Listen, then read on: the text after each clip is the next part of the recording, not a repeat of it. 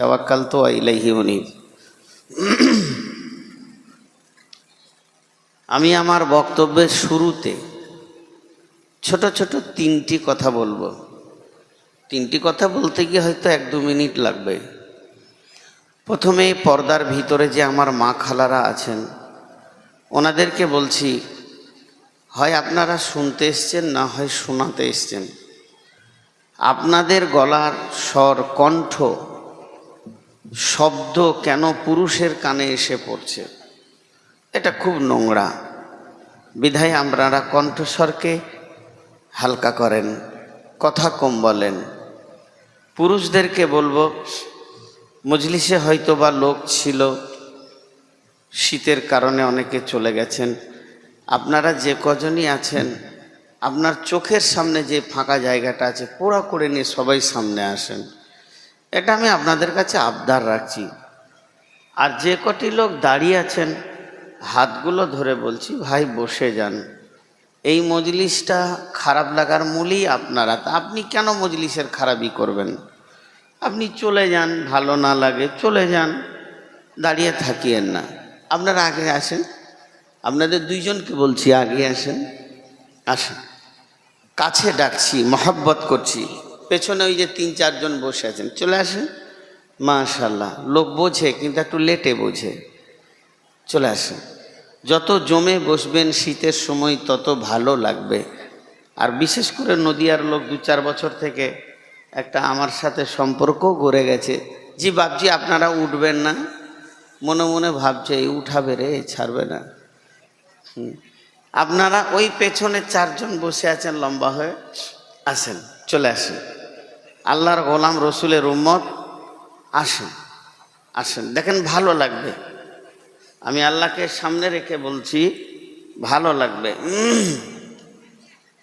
জি আসেন। ওই 2-4 জন যারা পেছনে বসে রয়েছেন তারা আসেন।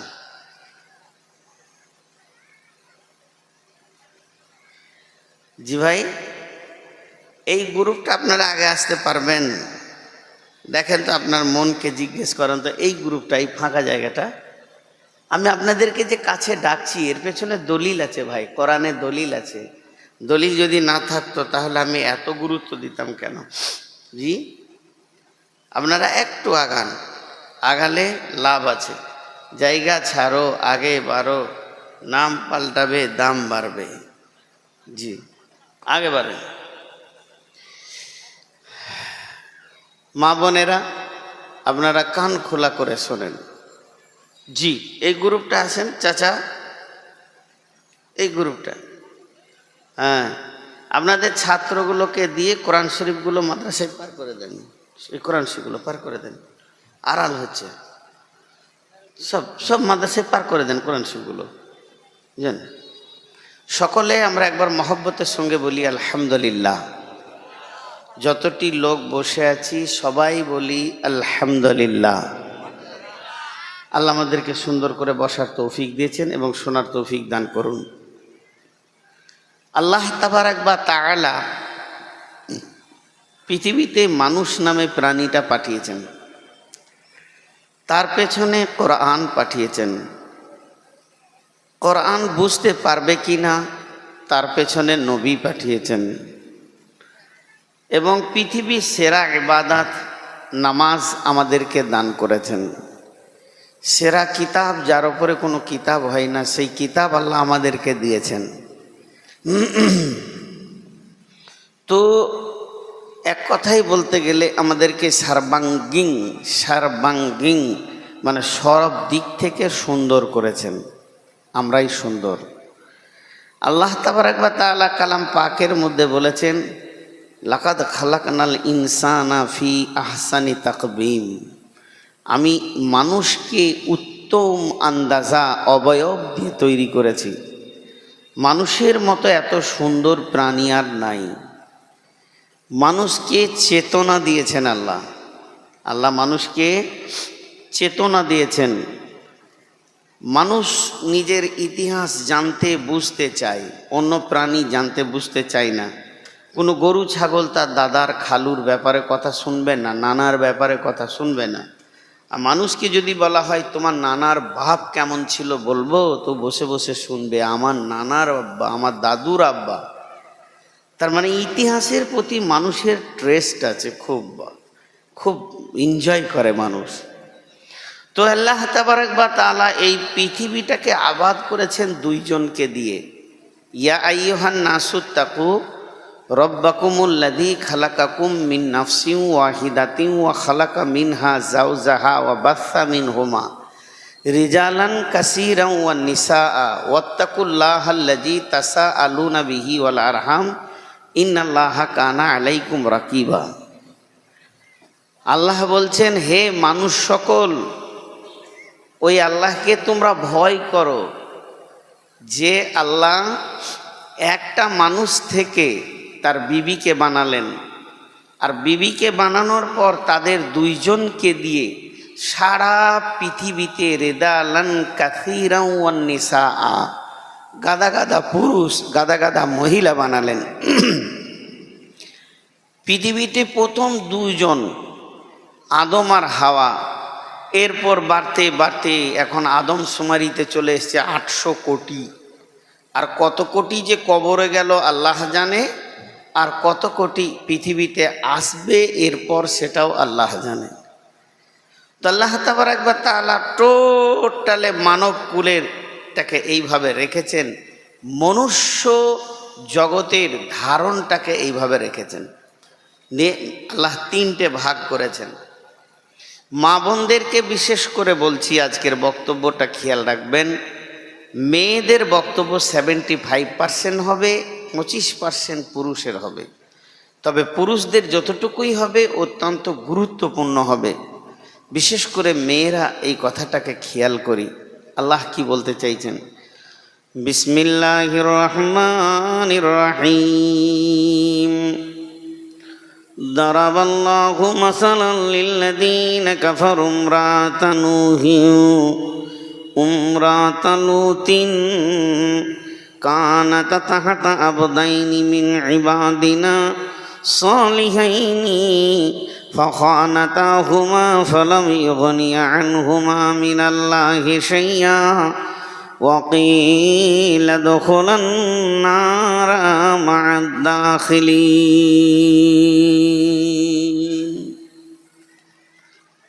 পৃথিবীতে যত মেয়ে আছে চারিত্রিক দিক থেকে 8 ভাগ, আর ব্যবহারের দিক থেকে 3 ভাগ আল্লাহ করেছেন। আর আমলের লাইনে সুন্দর হওয়ার জন্য 3 ভাগ করেছেন। চারিত্রিক দিক থেকে 8 ভাগ মানে পৃথিবীতে ভালো মেয়েকে তার 8টা গুণ থাকবে, ভালো ছেলেকে তার 8টা গুণ থাকবে। আল্লাহ তাবারক ওয়া তাআলা বলেন, আত-তাইবুনাল আবিদুনাল হামিদুনাস সাইহুন السائحون الراكعون الساجدون الآمرون بالمعروف والناهون عن المنكر والحافظون لحدود الله وبشر المؤمنين।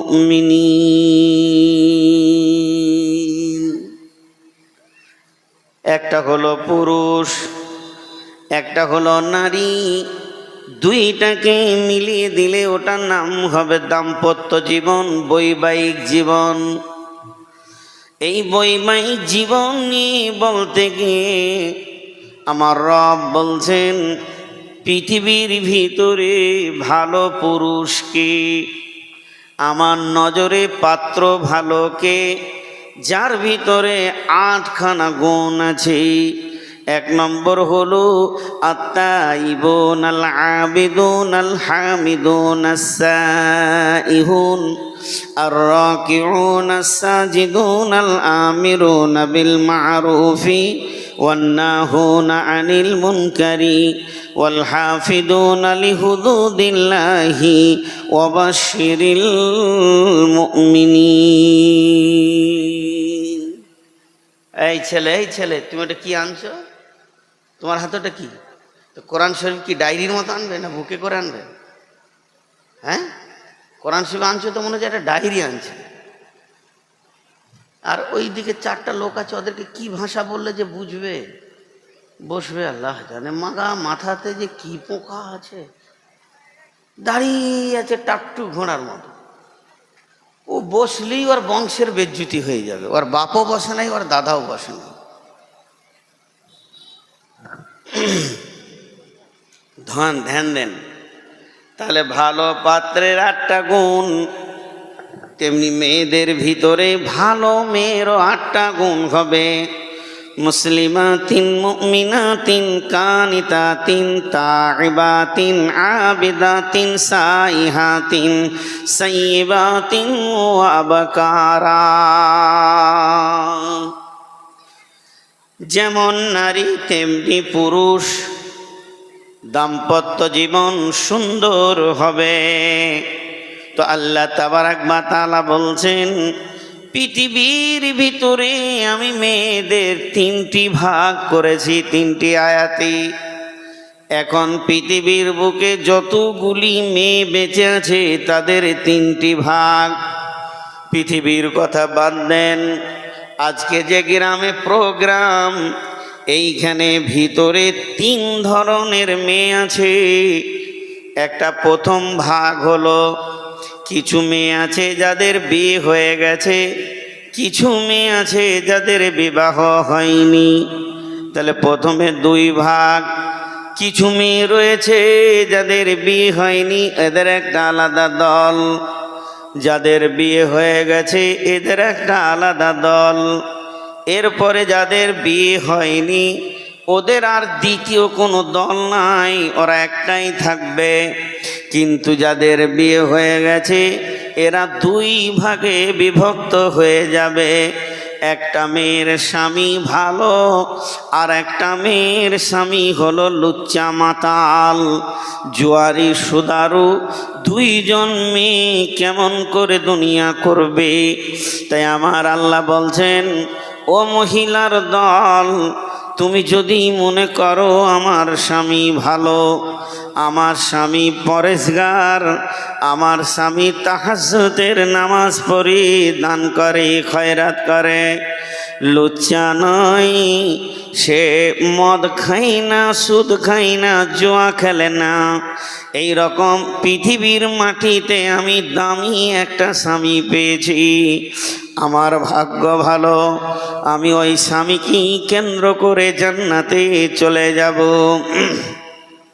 আল্লাহ বলছে, শোনো, এটা কসিম কালেও হবে না।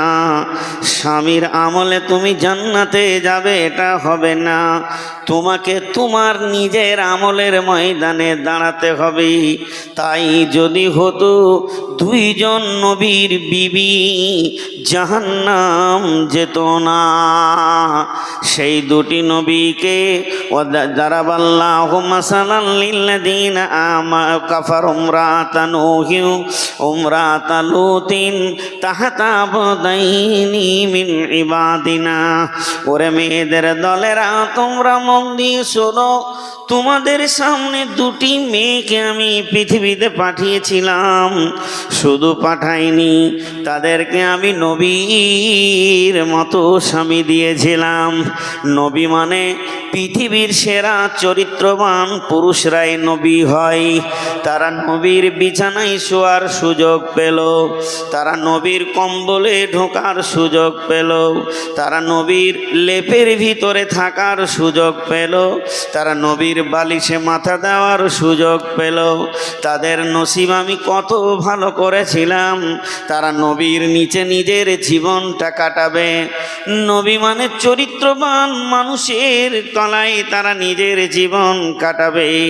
কিন্তু ওই 2 জন মহিলা এত বিদ্রোহী ছিল, তাদের চলাফেরা এত নোংরা ছিল, তারা নবী তো মানে নাই, আল্লাহর দিনকে তাদের মেনে নিতে কষ্ট হয়েছে, আল্লাহর আইন কানুনের ওপরে নিজের জীবনকে চালাতে পারেনি, স্বামীকে মানেনি, আল্লাহ মানেনি, নবী মানেনি, দিন মানেনি, শরীয়ত মানেনি, তার মন যেটা গেছে সেটা করেছে, স্বামীর ওপরে উত্তরণ করেছে, অত্যাচার করেছে, এবং এলাকায় যারা চরিত্রহীন বদমাশ, যারা নোংরা কাজের সঙ্গে জড়িত, তাদের সঙ্গে গোপনভাবে সম্পর্ক রেখেছে এবং নবীর বাড়িতে তাদেরকে নিয়ে আসার চেষ্টা করেছে, সেরা এত নোংরামে আমার রব বলছেন ওই মেয়ে দুটির ব্যাপারে ওয়াকিলা দুখুনান নারা মা'আদ-দাখিলিন, কঠিন কিয়ামতের দিনে তাদের স্বামী তাদেরকে বাঁচাতে পারবে না, তারা জাহান্নামের কঠিন আগুনে বাস করবে। মৌলানা মুখতার ওখানে মাদ্রাসারও ছাত্র দাঁড়িয়ে আছে না? কোন মাদ্রাসার গো? এই শোনো তো, তোমরা এখানে এসো তো, কোন মাদ্রাসায় পড়ে একবার জিজ্ঞেস করি, আদব কায়দা শিখেছি কি শিখে না একটু। আরে ভাই, তা তোদের বসতে কি হয়েছে? হ্যাঁ, আর নাই চলে যা, চোখের সামনে থেকে চলে যা, বদমাশ আছিস, বদমাশি কর। তোদের পায়ে ধরে হেদায়েত দিলে তো কেউ বলেনি, বেয়াদবের মতো আসছে, টাট্টু ঘোড়ার মতো দাঁড়িয়ে গেছে। কি বুঝলেন আপনারা? আমি আমার বোনদেরকে বলছি, কি বুঝলেন? স্বামী নবী, বিবি জাহান্নামী। স্বামী নবী, বিবি জাহান্নামী। এটা তো নূহ নবী, লূত নবীর কথা বললাম। যতটি আমার বেটি এখানে আছেন, আমি আপনাদের বাপ বলছি, 1 ঘন্টার জন্য আমাকে আব্বা মনে করেন, আমি আপনাদের আব্বা বলছি। কান করে শুনেন, বিশ্ব নবীর ঘটনাটা শুনেন। আমরা খালি ভাবছি যে বেঁচে যাব না বেঁচে যাব, জিনিসটাকে অতি সরলতাই নিয়ে ফেলছি। ওয়ান আয়েশা রাদিয়াল্লাহু তাআলা আনহা ওয়া হিয়া বাকাত فقال رسول الله صلى الله عليه وسلم ما يبكيك عائشة قالت ذكرت النار فبكيت يا رسول الله قالت يا رسول الله هل تذكرون أهلكم يوم القيامة قال رسول الله صلى الله عليه وسلم ثلاثة مواتنا فلا يذكرون أحد أحدا। সবাই শুনি, এটা নারী পুরুষ। মহিলারা চোখের পানি 2-3 জায়গায় ফেলে, মহিলারা চোখের পানি 2-3 জায়গায় ফেলে। তা আম্মাজান আয়েশা বাড়িতে আছেন, চুপচাপ বসে আছে, কাজ নেই। তো মনটা বাড়িতে, ধ্যানটা চলে গেছে জাহান্নামে।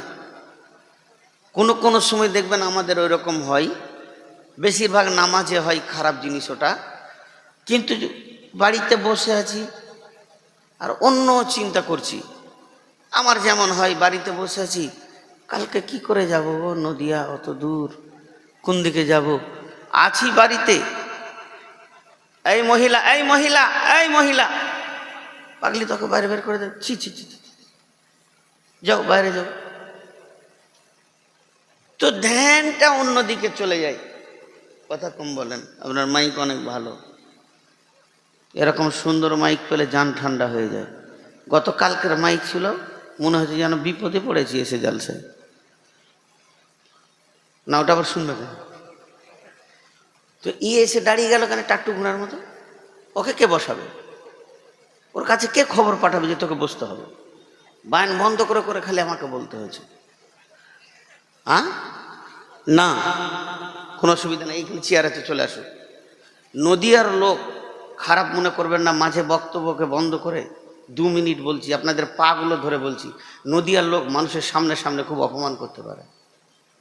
আজকে 23 বছর পশ্চিমবঙ্গ ঘুরছি, আসাম, মেঘালয়, ত্রিপুরা এবং ইভেন বাংলাদেশ, শুধু সামনে সামনে কথা বলে নদিয়ার লোক, বাকি কোনো জেলা বলে না।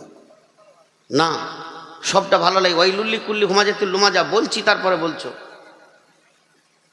না, তুমি 1 নম্বর খাবিস বলে এটা বলছো, কারণ কোরআন বলছে ওই লুল্লি কুল্লি হুমাজাতুল লুমাজা, যারা পেছনে এবং মানুষকে সামনে অপমান করে তাদের জন্য অয়েল জাহান্নাম আছে। সামনে বলতে কি, আমার সামনে বলবে, কিন্তু সমাজের সামনে নয়। আমার যদি আমি সুদ খাই, এই খবরটা যদি আপনার থাকে, অবশ্যই সামনে বলবেন কোরআন বলছে, সেটা আমাকে একা, আমাকে সাইডে ডেকে বলবেন, ভাই আপনি একটা আলেম মানুষ, সুদ খাচ্ছেন, এটা ভুল হচ্ছে, কিন্তু সমাজের সামনে নয়, এটা কোরআন মানা করেছে। হ্যাঁ, ছোট করা হয়। একমাত্র নদিয়া ছাড়া কেউ বলে না। নদিয়ার কিছু ইয়াং জেনারেশন উঠেছে, এরা ভাবছে আমরা আল্লাহর অলি। আল্লাহর অলি নিজেকে ভাবে, খুঁড়িয়ে চলে, খালি একবার মোড়ে দেখো কোন জায়গায় পৌঁছাবে। তো যে কথাটা আমি বলছিলাম, আম্মাজান আয়েশার কথা, মেয়েটিকে, আমার মা বোন বেটিদেরকে বলছি, আগে বুঝি যে মেয়েটিকে, মেয়েটির কোয়ালিফাইড কি, খালি এইটা চিন্তা করব প্রথমে, তারপরে তার কাজ। মেয়েটার ডিগ্রি জানেন? মেয়েটার 1 নম্বর ডিগ্রি হলো, রসুলের যতগুলি বিবি ছিলেন তার ভিতরে একটাই বিবি ছিলেন কুমারী বিবি, যে বিবিটাকে বিশ্ব নবী ছাড়া দ্বিতীয় কোনো পুরুষ দেখেননি, তার নাম হচ্ছে আয়েশা। 2 নম্বর, তিনি প্রথম খলিফার মেয়ে। 3 নম্বর হচ্ছে রসুলের স্ত্রী। 4 নম্বর, তার ডিগ্রি হচ্ছে, তাকে সারা পৃথিবীর সমস্ত হাফেজ, কারি, মাওলানা, মুফতি, এমনকি সাহাবীরাও পর্যন্ত টাইটেল দিয়েছেন মেয়েদের মধ্যে মুহাদ্দিস। এই পর্যন্ত শেষ নয়, আম্মা জান আয়েশা বলতেন, আমাকে আল্লাহ 5খানা সম্মানী দিয়েছেন, ইজ্জত দিয়েছেন। তার মধ্যে 1 নম্বর হলো আমার বৈবাহিক জীবন, বিবাহ জীবনটা আমার পৃথিবীর মাটিতে নির্বাচন হয়নি, এটা আল্লাহ আসমান থেকে নির্বাচন করেছেন, আমি রসুলের বিবি হব। 2 নম্বর, আমার সম্মান, আমার ঘরে কোরআনের আয়াত নাজিল হয়েছে। বিশ্বনবীর অবস্থান আয়েশার হুজরাতে, কোরআনের আয়াত নাজিল হয়েছে।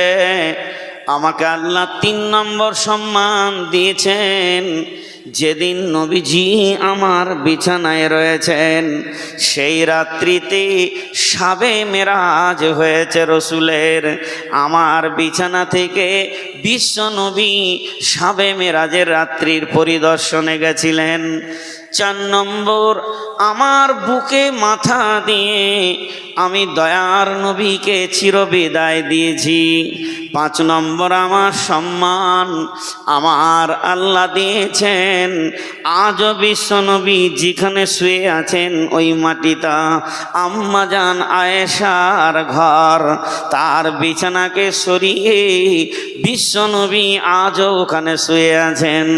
এই রকম দামি মেয়ে আপনার আমার মেয়ের মতো নয়, আপনার আমার জানামানা ঘরের বেটির মতো নয়। সেই মেয়েটি জাহান্নামের আগুনে ভয়ে কাঁদছেন।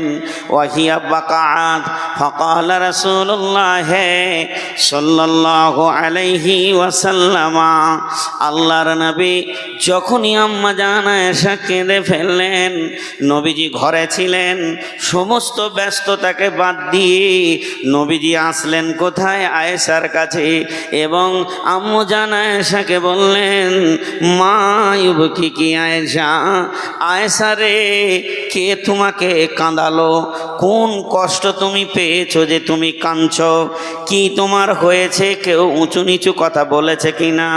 আম্মা জান আয়েশা উত্তরে বললেন, যাকারাতুন নারা ফাবাকাইতু ইয়া রাসূলুল্লাহ, দয়ার নবী গো, আমি জাহান্নামের কথা চিন্তা চিন্তা করছিলাম, তাই আমি হঠাৎ নিজের অজান্তে কেঁদে ফেলেছি। জাহান্নামের কথা চিন্তা করছিলাম তাই কেঁদে ফেলেছি। ছোট্ট একটা উদাহরণ দেবো এখানে মাঝে ছোট করে বোঝার জন্যে। আমি এখানে বসে কাঁদছি, কোনো কারণে কাঁদছি, কোনো একটা কারণ আছে, আমার চোখ দিয়ে পানি এসছে। তো কমিটির লোক দেখছেন যে আজকে তো এই লোকটা আমাদের মেহমান, তো মেহমান কাঁদবে কেন, কি হলো? এসে আমাকে জিজ্ঞাসা করছে, হুজুর আপনি কাঁদছেন কেন? তো আমি কারোর দিকে আঙুল তুলে বললাম, ওই লোকটা, ওই ছেলেটা, ওই যুবকটা আমাকে অপমান করেছে, আমাকে অপমান করেছে, বেজ্জতি করেছে, তার জন্য আমি কাঁদছি। তো কমিটির লোক বলবে, আচ্ছা ভাই আপনি চুপ করেন, দেখছি। দেখছি মানে ওকে দেখছি, বিষয়টা দেখছি, ঘটনাটা দেখছি, আপনি চুপ করেন।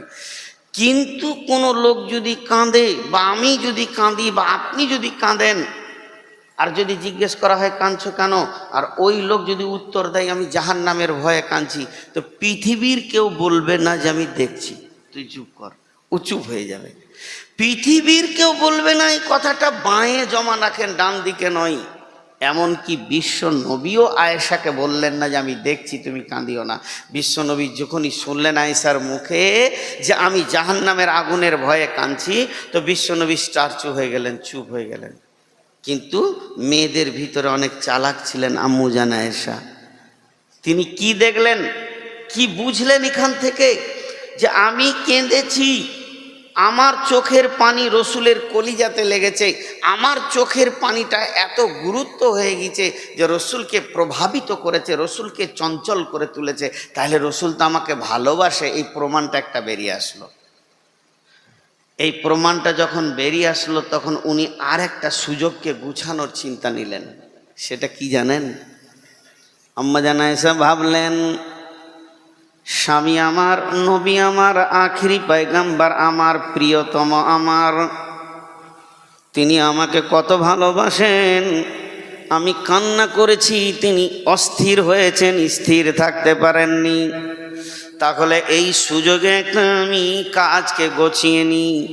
বিশ্বনবীকে বলছেন, হালতাজ করুন আহালিকুম ইয়াউমাল কিয়ামাতি ইয়া রাসূলুল্লাহ। দয়ার নবী গো, এটা হলো মদিনার মাটি, দুনিয়ার মাটি। মানুষ এখানে কাঁদবে, মানুষ চুপ হয়ে যাবে, আবার কাঁদবে, আবার চুপ হয়ে যাবে। মানুষের এমন একটা দিন আসবে, সেদিন মানুষ অটোমেটিক চুপ হয়ে যাবে, কিন্তু সামনে একটা দিন তত্তর করে আগিয়ে আসছে, যে দিনটা শুধু কাঁদার পালা পড়ে যাবে। সেই দিন তো আমি আয়েশাও কাঁদব, অর্থাৎ কিয়ামতের দিন। আপনার কি বিবি বলে মনে থাকবে নাকি? হালতাজ করুনা আহলিকুম ইয়াউমাল কিয়ামাতে। দয়ার নবী গো, সেই কঠিন কিয়ামতের দিন আজকের মতো বিবি বলে মনে থাকবে নাকি? বিশ্বনবী এরপরও আয়েশাকে বলছেন না যে হ্যাঁ আমি তোমাকে মনে রাখবো, আমি তোমাকে ভালোবাসবো, আমি তোমাকে গছিয়ে নিব, জি না তা বললেন না। আবার নাও করলেন না, নাই করলে তো হতাশ হয়ে যাবে ছেলে মানুষ, হ্যাঁ বললে তো আশায় থেকে যাবে। কিন্তু বিশ্বনবী এমন একটা শব্দ ব্যবহার করলেন যার অঙ্কে সার অংশ দাঁড়াচ্ছে না। বিশ্বনবী বললেন, সালাসাতা মাওয়াতিনা ফালা ইয়াজকুরুনা আহাদুন আহাদান। আয়েশা রে, ওই কঠিন কিয়ামতের দিন তিনটে মৌকা এমন আসবে। আয়েশা রে শুনে নাও, কিয়ামত তো 1 ঘন্টা 1.5 ঘন্টার নয়, 50,000 বছর ধরে চলবে। তারই ভিতরে 3খানা মৌকা এমন আসবে, যে 3টে মৌকা আসলি মানুষ কেউ কাউকে মনে রাখতে পারবে না। সেই 3টি জায়গার মধ্যে 1 নম্বর হলো ইনদাল মিজান। ও আমার ভাই, ওরে আমার বন্ধু, সেই মিজান মানে দাড়ি পাল্লা। দাড়ি পাল্লাতে যখন নেকি বদি ওজন করা হবে, কেউ কাউকে মনে রাখতে পারবে না। 2 নম্বর হলো যখন ডান হাতে বাঁ হাতে সার্টিফিকেট দেওয়া হবে এবং বলা হবে নিজের নিজের আমলকে ধরে লাও আর নিজের নিজের রাস্তা ধরে লাও, জান্নাতি জান্নাতে যাও, জাহান্নামী জাহান্নামে যাও। তখন কেউ কাউকে মনে রাখতে পারবে না। এবং 3 নম্বর হলো ইদা উদিয়াত তরিকু ফি যাহারি জাহান্নাম, জাহান্নামের মুখে যখন পুলসে রাতকে রাখা হবে তখন কেউ কাউকে মনে রাখতে পারবে না।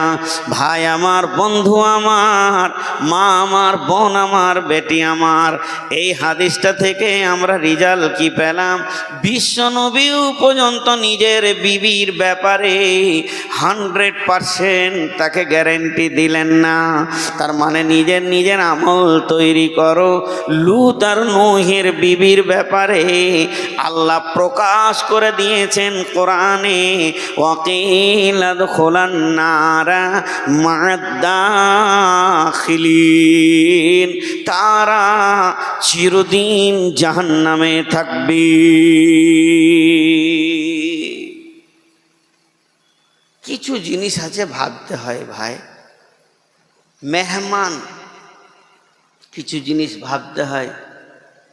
আমি যদি মনে থাকে এই বিষয়টা সেরে শেষ দিকে 10 মিনিট বলবো। কিছু জিনিস আছে ভাবতে হয়। মেহমান তো মেহমানই, বিশ্ব নবীর ঘরে ইহুদি মেহমান এসে সম্মান পেয়েছে, আমি তো মুসলিম মেহমান আপনাদের কাছে। বিশ্ব নবীর বিছানাকে পায়খানা করে খারাপ করে দিয়েছে, তাও বেজ্জতি করেনি। আমার দ্বারা দুটো ভুল হতেই পারে, এটা মেনে নিতে হবে আপনাদেরকে। মেহমান তো মেহমানই, মেহমানের বিকল্প কোনো ভাষা নাই। আর আমি যে বসাই জানেন, এই দর্শন তত্ত্ব ফিলোজাফাররা কি বলছে, হাদিস তো আছেই, কোরআন তো আছে দলিল, ফিলোজাফাররা বলছে কথাগুলো হৃদয়গম হয়, দাঁড়িয়ে থাকাটা শূন্যত না। হ্যাঁ, আবার জায়গা নাই, ঠেলা ঠেলি চাপা চাপি, তখন আমার ঘাড়েও দাঁড়াবে 5টা, অসুবিধা নেই। ভাইয়া আমরা যেগুলো বলি দলিলকে সামনে রেখে বলি, আর কখনো একটু মজাক করি, কখনো একটু ধুমকি দিই। যদি এটা নাই হয়তো শিক্ষক হলো কি করে? আপনারা আমার ভুল বলবেন, আপনাদের ভুল আমি বলবো। এখানে আর নবী নাই, কে কার ভুল ধরে? তো এতক্ষণ আমি আপনাদেরকে যাই বকলাম, 2-4 মিনিট, 5 মিনিট, 10 মিনিট, কিছু একটা বলতে চেয়েছি আপনাদেরকে। তার অংশ, সার অংশটা কি বেরিয়ে আসলো? যে যত বড় নেককার মানুষ হোক না কেন, পরেশগার মানুষ হোক না কেন, তার অধীনস্থে যারা আছে ওর নেকিতে জান্নাত যাবে না, নিজে নিজে আমল করতে হবে। রসুলের বেটা ছিল, মারা গেছেন ছোটতে, কাসিম, হাসিম, তৈয়ব, মারা গেছেন। এই জন্যে বুখারীতে, মুসলিমে, হাদিসে রসুলের নাম কোথাও কোথাও আছে আবুল কাসিম, কলা আবুল কাসিম রাদিয়াল্লাহু, এক আবুল কাসিম সাল্লাল্লাহু আলাইহি ওয়াসাল্লাম। আবুল কাসিম বলেছে মানে রাসূলুল্লাহ সাল্লাল্লাহু আলাইহি ওয়াসাল্লাম বলেছেন। তো মারা গেছেন, ছিল না। তো রসুলের আহালকে, আহলে রসুলকে আমরা যে দরুদ পড়ি, আল্লাহুম্মা সাল্লি আলা মুহাম্মাদু ওয়ালা আলে, বলেন ওয়ালা আলে মোহাম্মদ। তার আলে মোহাম্মদকে, ওর বংশটাকে, ওর তো বেটা নাই। তাহলে একটা হাদিস থেকে বুঝে নেবেন। ফজরের সময় আল্লাহ রসুল ফজরের নামাজ পড়লেন। নামাজ পড়ার পর নিজের বাড়িতে গেলেন না, বেটির বাড়ি গেলেন। এই পাড়া, একই পাড়াতে যদি বেটির বাড়ি হয় তো বাপ বেটির বাড়ি যাবে। তো ফজরের নামাজ পর দোয়া, জিকির, তসবিহ, তাহলিল যা ছিল আল্লাহ রসুল লম্বা টাইম করে নিয়ে নিজের বাড়িটা, কথার কথা বোঝানোর জন্য বলছি, নিজের বাড়িটা এইদিকে ওইদিকে বাদ দে, নিজের বাড়িটা এইদিকে ওইদিকে বাদ দে, এইদিকে ব্যাট দে, বেটির বাড়ি চলে গেলেন। তো শীতের সময় যদি হয়তো সব কম্বল ঢাকা, তা আল্লাহ রসুল যখন বেটির বাড়িতে ঢুকছেন তো কী অবস্থায় আছে জানেন? একটা বড় কালো কম্বল ঢাকা, ভিতরে 4 জন ঢুকে আছে। তো বসে আছে, শুয়ে নেই। তো কম্বল যদি ঢাকা থাকে তো মাথা গলা এরকম উঁচু উঁচু দেখা যাবে, যাবে না? তা আল্লাহ রসুল দাঁড়িয়ে দাঁড়িয়ে দেখছেন, আইডিয়া করছেন, এটা আমার বেটি ফাতেমার মাথা হবে, এটা আলীর মাথা হবে, আইডিয়া করছেন আর কি। ফজর পর সকাল হতে চলেছে, আর ওই কম্বলের ভিতরে 2টো ছোট ছোট মাথা ফ্রিক ফ্রিক ফ্রিক ফ্রিক করে খালি লাফাইছে, ভিতরেই চিল্লাচিল্লি করছে, হাসান আর হোসেন। বলছে আন্ধারের ভিতরে তুই মায়ের হাতটা ধর, আমি আব্বার হাতটা ধরি, এটা আব্বার হাত না মায়ের হাত। তা আল্লাহ রসুল এইভাবে দেখছেন আর মুচকি হাসছেন। ওরা চারজন যে কম্বলের ভিতরে আছে, এরা জানে না, ফাতেমা জানে না যে আব্বা এসেছেন, আলী জানেন না যে আমার শ্বশুর এসছেন, হাসান হুসানও জানে না যে নানা এসছেন। ওরা খেলছে আর আল্লাহ রসুল পৌঁছে গেছে। এই দেখতে দেখতে নবীজি কম্বলটা তুলে দিয়ে ঢুকে পড়লেন। কয়টা মাথা হলো? 5টা। বিশ্বনবী কম্বলের ভিতরে ঢোকার পর এক কাঁধে নিলেন আলীকে, আর এক কাঁধে নিলেন ফাতিমাকে, সামনে 2জনকে জড়িয়ে ধরলেন হাসান আর হুসানকে। 4-5টি মাথাকে এক জায়গায় জমা করে নবীজি বলছেন, আল্লাহুম্মা হাজিহি আহলি, হে আমার আল্লাহ, এটাই হলো আমার আহাল, যে আমার আহালকে ভালোবাসবে আল্লাহ তুমি তাদের ভালোবাসিও, আমার আহালকে যারা কষ্ট দেবে তাদের বিচার আল্লাহ তুমি করিও। এটা আমার আহাল। কত মহব্বতের, কত মহব্বতের ঘটনাটা শেষ দিকে বুঝবেন যে কি কঠিন। ইমাম হাসান ইমাম হুসেনকে বিশ্ব নবী কত ভালোবাসতেন। মসজিদের জমে, মসজিদে নববীতে নবীজি মিম্বারে উঠে খুতবা দিচ্ছেন, রানিং খুতবা। হয়তোবা খুতবাটা চলবে 40 মিনিট, চলে গেছে 10-15 মিনিট, তার মানে রানিং খুতবা। এই খুতবা চলছে, এমন সময় হাসান আর হোসেন, এইটুকু ছোট বাচ্চা, 2 ভাই সুন্দর করে নবী মসজিদে এসেছেন সালাত আদায় করার জন্যে। তারা মাসুম বাচ্চা, আম্মুজান ফাতিমা সুন্দর করে সাজিয়ে মসজিদে পাঠিয়ে দিয়েছেন, বাবারা যাও নানাজির খুতবা শুনে এসো। 2 ভাই যখন মসজিদের গেটে ঢুকছে, তখন বিশ্বনবী খুতবা থেকে নেমে গেলেন। মুসাল্লিদেরকে এইভাবে সাইড করতে করতে মসজিদের মেন গেটে গিয়ে এক কাঁধে হাসানকে আর এক কাঁধে হোসেনকে নিলেন। এরপরে আবার মিম্বারে উঠে খুতবা দিতে লাগলেন। আপনাদের গায়ে ইমাম সাহেব যদি এরকম করে চাকরি থাকবে? ও কথা বলে না, চাকরি থাকবে। ওর বেটাটা এসে তারপর কোলে লিদে খুতবা দি থাকবে না। শিশুদের অনেক অধিকার আছে। খুতবা যেই দিতে শুরু করলেন, কোরআনে আয়াত নাজিল হয়ে গেল। কি আয়াত নাজিল হলো? বিসমিল্লাহির রহমানির রহিম। আল মাল ওয়াল বানুনা জিনাতুল হায়াতিদ দুনিয়া। মাল, সন্তান হলো পৃথিবীর সৌন্দর্য নবীরে, চোখের ঠান্ডা হলো সন্তান। কত মহব্বতের জিনিস। আর একটা শুনিয়ে দিই, তারপরে আয়াতটা শোনাবো। ভিতরটা কত জ্বলবে, ভয় লাগবে। বিশ্বনবী আসরের ফরজ নামাজ, সুন্নত নয়, নফল নয়, ফরজ নামাজে সাজদায় পড়ে আছি। জামাতে নামাজ একা নয়, সমস্ত সাহাবীরা সাজদায় পড়ে আছেন। ইমাম হোসেন কি রসুলের ঘাড়ে চড়ে নিয়ে বলছে, ঘোড়া চড়েছি। নবীজির ঘাড়ে ইমাম হোসেন বসে আছে। ইমাম হাসান বলছে, ঘোড়া কেন যাই না, পাছাই ধরে ঠেলছে। এদিকে 2 ভাই রসুলকে ঘোড়া বানিয়েছেন। সাজদার দোয়া শেষ হয়ে গেছে, নবীজি মাথা তুলতে যাবেন, জিবরাইল আমিন এসে বলে গেলেন কানে, নবীজি গো, যতক্ষণ পর্যন্ত ওরা ঘাড় থেকে না নামবে আপনি ঘাড় তুলবেন না, এটা আল্লাহকে ভালো লেগেছে।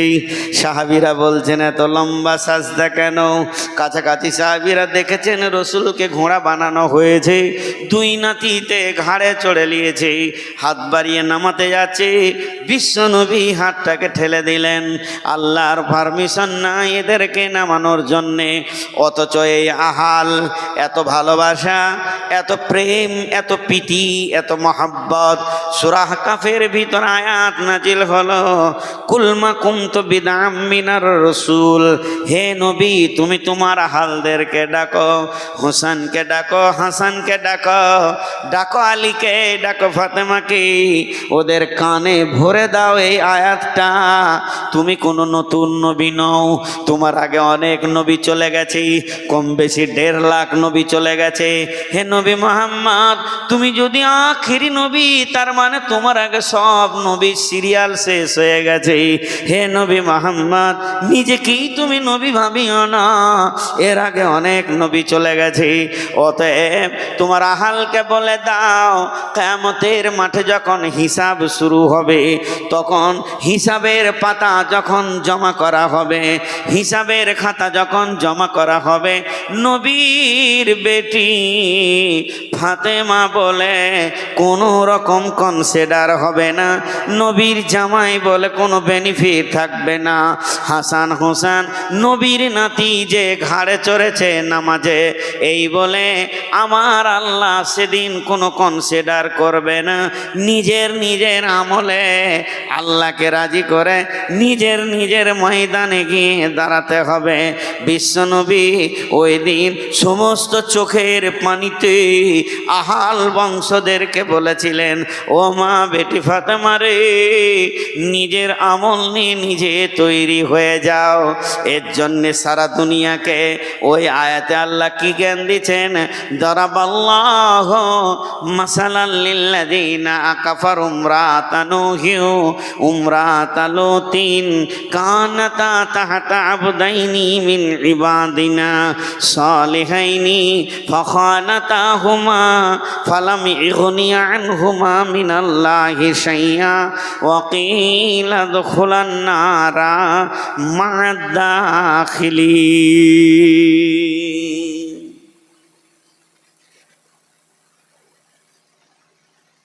আল্লাহ বলে দিলেন যে খবরদার না, আমাদের মৌলানা সুলাইমান কই গো, আপনাদের এলাকার শিক্ষক গোটা উত্তরবঙ্গটা দখল করে নিয়েছে, আমাদের পুঁজিপাটার চলছে না ওই এলাকায়। সুলাইমান ছাড়া বক্তা কে আছে? নদী পার হয়ে ফারাক্কা, ওর বাজারই আলাদা। নবী সুলাইমান তো ওই লেগে, আবার আমাদের এলাকায় বিয়ে করেছে, কোন ভেজা? লাঠি নিয়ে তেড়ে বেড়াতে হবে আগে। আমাদের এলাকায় বিয়ে করেছে, আল্লাহ সম্মান দিয়েছে ওনাকে উত্তরবঙ্গে। আর ঘর কি মুরগি ডাল বরাবর হয়। চলেন, এইটা তো বদমাস মেয়েদের কথা বললো, একটা ক্যাটালগ গেল। 2 নম্বর ক্যাটালগটা শুনেন, আপনাদের বিরক্ত লাগেনি ইনশাল্লাহ, এত ঠান্ডাতে বসে। 2 নম্বর ক্যাটালগ হচ্ছে মেয়েটা নেককার। জি বল, কি চেঞ্জ এখন অর্ধেক বলে দেন। আপনারা বুঝতে পারছেন না ভাই? যদি আপনারা বুঝতে না পারেন তাহলে আমার বকাটাই ভুল হয়েছে। না, ওনার দাবিটা ঠিক আছে। দেখেন, শরীয়তের একটা আইন আছে। হযরত উমর খুতবা দিছিলেন, তো একজন উঠে বলল যে আপনার পাঞ্জাবিটা বড় কেন বলেন, তারপরে খুতবা দেন। তো বিষয়টা উনি বুঝিয়ে দিলেন। আমি কথা বলবো, আর আপনার যদি বুঝে না আসে তাহলে আর বলে লাভ নেই, ফালতু হয়ে গেল জিনিসটা। আমি এতক্ষণ থেকে বোঝাতে চাইছি যে যত স্বামী যত নেককারই হোক আর বাপ ভাই যত নেককার হোক, মেয়েরা তো ওদের অধীনস্থে জীবন কাটায়, ওই নেকিতে এরা জান্নাত যেতে পারবে না। এটাই আমি দেখাইছি। এমনকি বিশ্বনবী তার বিবিকেও জান্নাতের গ্যারান্টি দিচ্ছে না, নিজের ছেলেকে মেয়েকে, ছেলে নাই, মেয়েকে জামাইকে নাতিকে কাউকে বললেন না যে তোরা নিশ্চিত থাক আমি আছি। বিশ্বনবী আর নূহ আর লূতের বিবির ব্যাপারে আল্লাহ প্রকাশ করে দিলেন এরা জাহান্নামী। ওদের স্বামীরা হলো নবী, তারপরও কিয়ামতের মাঠে কোনো কাজে লাগবে না। এইটাই তো এতক্ষণ বললাম, তা আপনার বুঝে আসেনি? যদি এত লেটে বুঝেছে, শ্বশুর বাড়ি কি অন্যদিকে যাও নাকি? শ্বশুর বাড়ির নাম করে যেন অন্য কারো বাড়ি ঢুকে যাবো না, মেরে শেষ করে দেবে। যার বিটি নিয়েছো তার বাড়িই যাবে, তাহলে দুটো ডিম টিম পাবে রে বাপ, গোলমাল করিও না। জি, আমার একটা মাঝে 1 মিনিট আপনাদের মূল্যবান টাইমকে কেটে নিই। কিছু কিছু মানুষের দেখবেন কিছু জিনিসের অ্যালার্জি আছে। আপনি 25টা ডিম খাবেন অসুবিধা নাই, আমি 2টো ডিম খাবো তো চুল খাবো, তা আমার থালাতে আপনি ডিম দেবেন কেন? এটা মানুষের হতেই পারে। আমি যখন বলে দেবো এটা আমার অ্যালার্জি, তাহলে আর দেওয়ার দরকার নাই। ভাই আমি সুগারের রুগী, আমি মিষ্টি খাবো না, আলু খাবো না, তা আপনি জোর করে বলছেন খান আমার হাতে, এটা ঠিক নয়। আমার একটা অ্যালার্জি আপনাদেরকে বলে দিই, দাঁড়িয়ে দাঁড়িয়ে কোরআন হাদিস বিনা কারণে যদি কেউ শুনে, এটা আমার চোখের অ্যালার্জি, আমি নিতে পারি না। তারপরে মোবাইলের পেছনের লাইটটা, একটা লাইট জ্বেলে দেন, ইনশাল্লাহ 10 মিনিটের মধ্যে এই 2 ধারে আমার ব্যথা উঠে, আমি মরে, এত ব্যথা হবে যে আমার মনে হবে যে জান চলে গেল, নিতে পারি না, অ্যালার্জি। তা আপনি জ্বালাবেন কেন? এখন যদি আপনি বলেন মোবাইলটা আমার জ্বলছে তো তোমার কি, এটা হয় না, এটা নাম যুক্তি নয়। কিছু অ্যালার্জি মেনে নিতে হয়, যে মানুষটা এটা নিতে পারে না যখন। তো একটু পানি খাই। সুগারের রুগী ভাই, 400-500 সুগার চলছে, চলুক, সুগারও আছে আমিও আছি। এবার এটা উল্টোটা হবে, এতক্ষণ যেটা দেখালাম তার উল্টা। মেয়েটা নেককার, বহুত পরেজগার মেয়ে আছে, এই পর্যন্ত না হলো আমাকে বেশ কিছু মেয়ে ফোন করেছে, হুজুর একটু পরামর্শ দেন। কয়দিন আগে যে আমার স্বামীটা প্রতিদিন রাতে মদ খেয়ে আসবে, জুয়া তো খেলি, মদ খেয়ে এসে এত শারীরিক নির্যাতন করে, তো আমি যদি ইচ্ছা করে তালাক লি তো গোনা হবে, তা আমি আবার ফতোয়া দিতে পারি না, আমার পুঁজি নাই, ফতোয়া দিই না, লই পারবো না দিতে। ফতোয়া দিতে গেলে যে পুঁজি দরকার সেটা নাই, ও যেন মুখ না খুলে, কারণ ওই ফতোয়া তো আর জান্নাত জাহান্নাম, কিন্তু এই জন্য আমি ভয় করে দিতে পারি না। ওদেরকে আবার আমি বলি যে এই আলেমেরকে নাও, নম্বর নাও, এই মাদানির নাও। তাহলে বহু মেয়ে আছে নির্যাতন অবস্থায়, তার স্বামী সুদারু। বাংলাদেশে একটা ঘরে গিয়েছিলাম, পাক্কা সুদের বিজনেস, মানে জালসা শেষে ওর বাড়িতেই খেতে নিয়ে গেল। তো যখন শুনলাম যে সুদ খাইতে, আমার শরীর খারাপ হয়ে গেল, আর খাইনি, খাবো না, অনেক রাত হয়ে গেছে, ডায়াবেটিস তো, খাবো না, খেলাম না। তো এতটি মাল বেঁধে দিলাম, তো নিয়ে এলাম, রাস্তায় দিয়ে দিলাম, দেখেলি এই যে অরুচিকর। তাহলে তার স্ত্রী কি করে জীবনটা কাটাচ্ছে, আমি নাহলে একটা দিন কাটিয়ে নিলাম। সুদ কে খাই? একটা ফ্যামিলিতে বাপ আছে, মা আছে, ছোট ভাই, ছোট বোন, তারপরে দাদা দাদি, স্ত্রী, মেয়ে, ছেলে, এতগুলো আছে। সুদ খায় একজন, ঘরের যে মালিক, যার দ্বারা ইনকাম হচ্ছে। বাপ বলবে আমি ব্যাটার খাই, আমি বুড়িয়ে গেছি। মা বলবে ব্যাটার খাই, স্ত্রী বলবে স্বামীর খাই। তা একজন দার্শনিক একটা কথা বলেছেন, কত দামি জানেন? বলছে নূর মোহাম্মদ যখন স্টেজ থেকে নামবে, দৌড়ে গিয়ে মুসাফা করে কি বলে মানুষ, বলে স্যার দোয়া করবেন, হুজুর দোয়া করবেন। ওর কাছে কি দোয়া নিবি? ওর রুজিটা হালালও হতে পারে, হারামও হতে পারে, কিন্তু দোয়া যদি চাস তো মেয়েদের কাছে চা। মেয়েরা 100% হালাল খায়, কেউ হারাম খায় না, কারণ ও তো স্বামীর খায়। স্বামী মাতাল হোক আর জুয়ারি হোক, ও হালাল খায়, ও স্বামীর খায়, ও জুয়ো খায় না। এটা হলো তফসির। কিন্তু বর্তমান মেয়েরা হারামে নেমে গেছে ইনশাআল্লাহ। ওদেরকে শ্বশুর শ্বশুর করে নামানো হয়েছে, গ্রুপ করে দেওয়া হয়েছে, যে গ্রুপে সুদের ইনকাম শুরু করে দেওয়া হয়েছে। যদিও মেয়ে কটা হালাল খেয়েছিল, দিলে ঢুকিয়ে একদম হারামের বিষ। এই গ্রুপটা হচ্ছে হারাম। তারপরে আরও কিছু আছে, সেদিকে আমি যাচ্ছি না। তো এখানে মাঝে আর একটা কথা বলি, এগুলো দর্শন তত্ত্ব। একজন লিখছে যে একটা নবী নিয়েই তো কাজ হতো, তো এত নবী কেন? এত নবী কি দরকার? আল্লাহ এত নবী পাঠাইলে কেন? একটা নবী হলেই তো হয়ে যেত রে বাবা। আল্লাহ একটা নবী আর কোরআন, ভেজাল চুকে গেল। জি না, কিয়ামতের মাঠে বিভিন্ন রকম থাকবে। আপনি দেখবেন দোকানে একটা পড়েন নাই, 100 আছে, 200 আছে, 50 আছে, 1 গ্রাম আছে, যেমন মাল তেমনি পড়েন, যেমন মাল তেমনি পড়েন, যেমন মাল তেমনি পড়েন। তো কিয়ামতের মাঠে যেমন যেমন আসামি আল্লাহর কাছে আসবে, তেমনি তেমনি নবীকে দিয়ে ওজন করবে। একজন এসে বলবে আল্লাহ আমি গরিব ছিলাম, কি করে তোমাকে ডাকবো? তো মুসা আলাইহিস সালামের মতো গরিব কেউ ছিল না। মুসা আলাইহিস সালামের একটা কম্বল ছিল, একটা চাদর ছিল, একটা লুঙ্গি ছিল, একটা জুব্বা ছিল, আর একটা গামছা ছিল। কটা হলো? 5টা না, একটুই।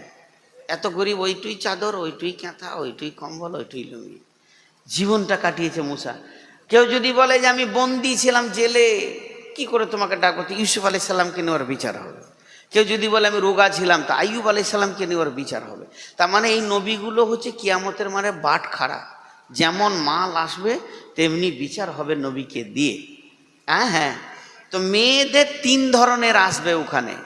একটা আসবে, আল্লাহ আমার স্বামী বড় আল্লাহওয়ালা ছিল, জান্নাত দাও। বলে চুপ করে থাক, নূহ আর লূতের বিবি জান্নাত যাবে না, জাহান্নাম যাবে। ঠান্ডা হয়ে গেল। কিন্তু কিছু মেয়ে যদি এসে বলে, রব্বুল আলামিন স্বামী আমার জুয়ারি, স্বামী আমার মাতাল, স্বামী আমার লুচ্চা, স্বামী আমার সুদারু, স্বামী আমার পৃথিবীর সমস্ত পাপের সঙ্গে যুক্ত, তো আমি কেমন করে ইবাদত করব মাবুদুরি? আমার আল্লাহ বলছেন তোর জন্য আমি একটা বাটখারা রেখেছি, পরায়ণ রেখেছি। বিসমিল্লাহির রহমানির রহিম। ওয়া দারাবাল্লাহু মাসালান লিল্লাযীনা আমানু ইমরাআতা ফিরআউনা ইদ ক্বালাত রাব্বি বিনি লি ইনদাকা বাইতান ফিল জান্নাতি ওয়া নাজ্জিনি মিন ফিরআউনা ওয়া আমালিহি ওয়া নাজ্জিনি মিনাল কওমিয যালিমিন। দেখেন আল্লাহ বলছে, রে পৃথিবীর মহিলার দল, যতজনের স্বামী খারাপ, তোরা একবার চোখ খুলে সূরা তাহরিমের শেষের আগের আয়াতটা দেখ। পৃথিবীতে সব থেকে বড় জালিম কোরআন যার নামে ঘোষণা করেছে, পৃথিবীতে সব থেকে নোংরা কোরআন যার নামে ঘোষণা করেছে, তার নাম হলো ফিরাউন। এ বেঈমান আল্লাহর সঙ্গে টক্কর দিতে গেছে, এ খাবিস আল্লাহর বিরুদ্ধে লড়াই করেছে। এই রকম বেঈমানের বিবি আসিয়া চিরদিন জান্নাতে থাকবি। বলেন, ফেরাউনের বিবি আসিয়া জান্নাত চলে গেল, ফেরাউনের বিবি আসিয়া জান্নাত চলে গেল কেন? সে তো কত দামি মেয়ে। তাহলে শুনেন, ফেরাউনকে বলছে আমাকে আল্লাহ বল, বলছে আল্লাহ বলবো না। বলছে আমি যে গোটা দুনিয়ার আল্লাহ রে, তো আল্লাহ বল। বলে আল্লাহ বলবো না। স্বামী হিসেবে যতটা করার আছে, স্বামী হিসেবে তোমার যতটা হক আছে, আমি অতটাই দেবো, তার থেকে 1 ইঞ্চি আগে আমি দেবো না। এখন তুমি কি বলছো বলো? বলে না, আমাকে আল্লাহ বলতে হবে। শ্বশুরবাড়ির লোককে ডেকে নিলে, মুফাসসিরদের কথা, শ্বশুরবাড়ির লোককে ডেকে নিলে, ফেরাউন তোর বিটিকে বোঝাও। ফেরাউন বলছে তোমাদের বিটিকে বোঝাও। নানা রকম বোঝাইছে মা বাপ। মা আল্লাহ বলেলে বেটি, আল্লাহ বলবি তো সারাদিন সারা জীবন সুখেই থেকে যাবে, আনন্দ আর আনন্দ। এক কথায় আমি ওকে আল্লাহ বলবো না। মেয়েদের 2টা দল, মেয়েদের 2টা দরজা, 2টা কুল, একটা এ কুল আর ও কুল, স্বামীর কুল আর বাপের কুল। একটা বাপের বাড়ি, একটা স্বামীর বাড়ি। পৃথিবীতে বাড়ি নাই কার? মেয়েদের। ঘর নাই কার? মেয়েদের। কোথায় আছো? স্বামীর ঘরে। এখন কোথায়? বাপের ঘরে, ছেলের ঘরে, পরের ঘরেই জীবন কাটিয়ে দেয়। নারী তোমার কোনটা বাড়ি? তো এই নারীর 2টা কুল। বাপের কুলের দরজা বন্ধ হয়ে গেল, বাপ আর নেবে না, কথা শুনছে না এই জন্য।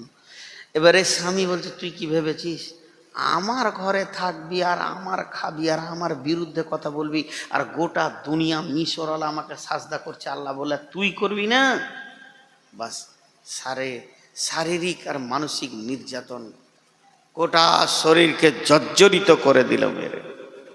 এমন সময় ফিরআউন আসিয়াকে মাটিতে চিৎ করে ফেলে 4টা পায়ে আর হাতে খুঁটা দিয়ে টান করে বেঁধে দিল।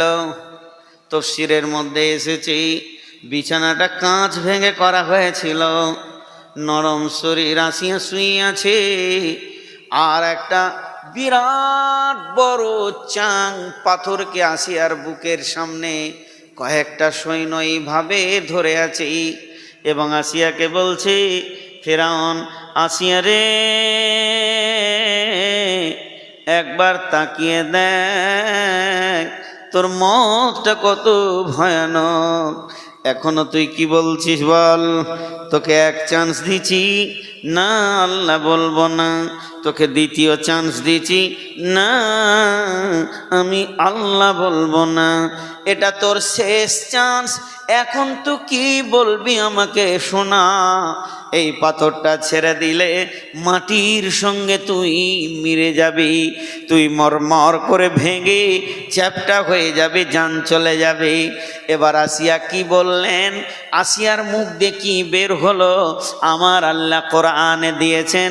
আসিয়া মুখ দিয়ে বলতে লাগলেন, রব্বি বিনিলি ইন্দাকা বাইতান ফিল জান্নাতি ওয়া নাজ্জিনি মিন ফিরআউনা ওয়া আমালিহি ওয়া নাজ্জিনি মিনাল কওমিজ জালিমিন।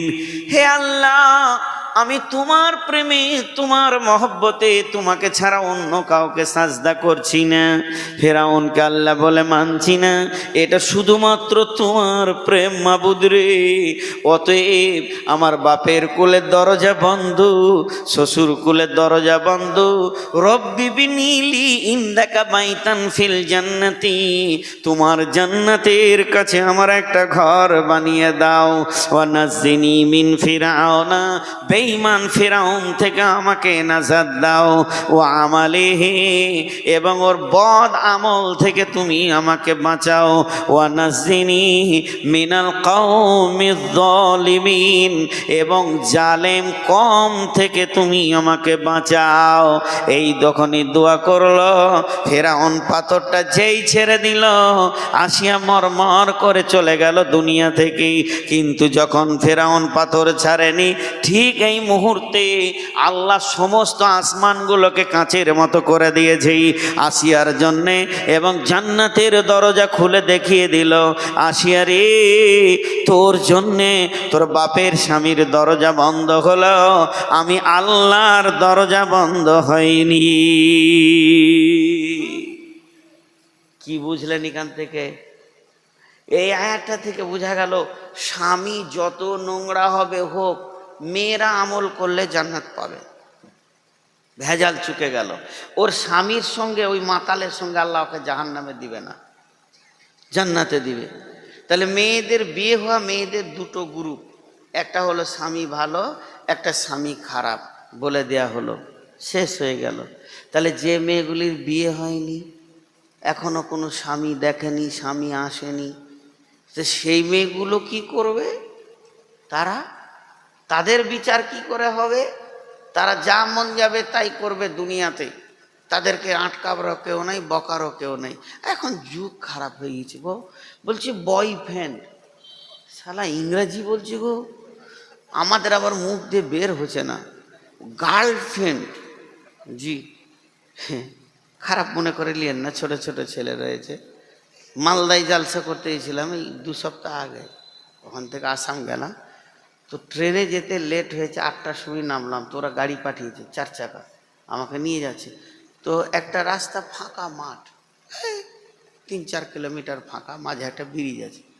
হাজি অতটা রাতে, আঁধার রাতে ইয়ং মেয়ে দাঁড়িয়ে আছে, 2 জন যুবক আছে, আর 2 জন যুবক, আর বাকিটা বলছি না। এই অবস্থায় কি নোংরামিতে চলে গেছে যুবতীরা। তাহলে এদের বিচার কাকে নিয়ে হবে? আল্লাহ বলছে তোদের বাঁটখারা আমি রেখে দিয়েছি।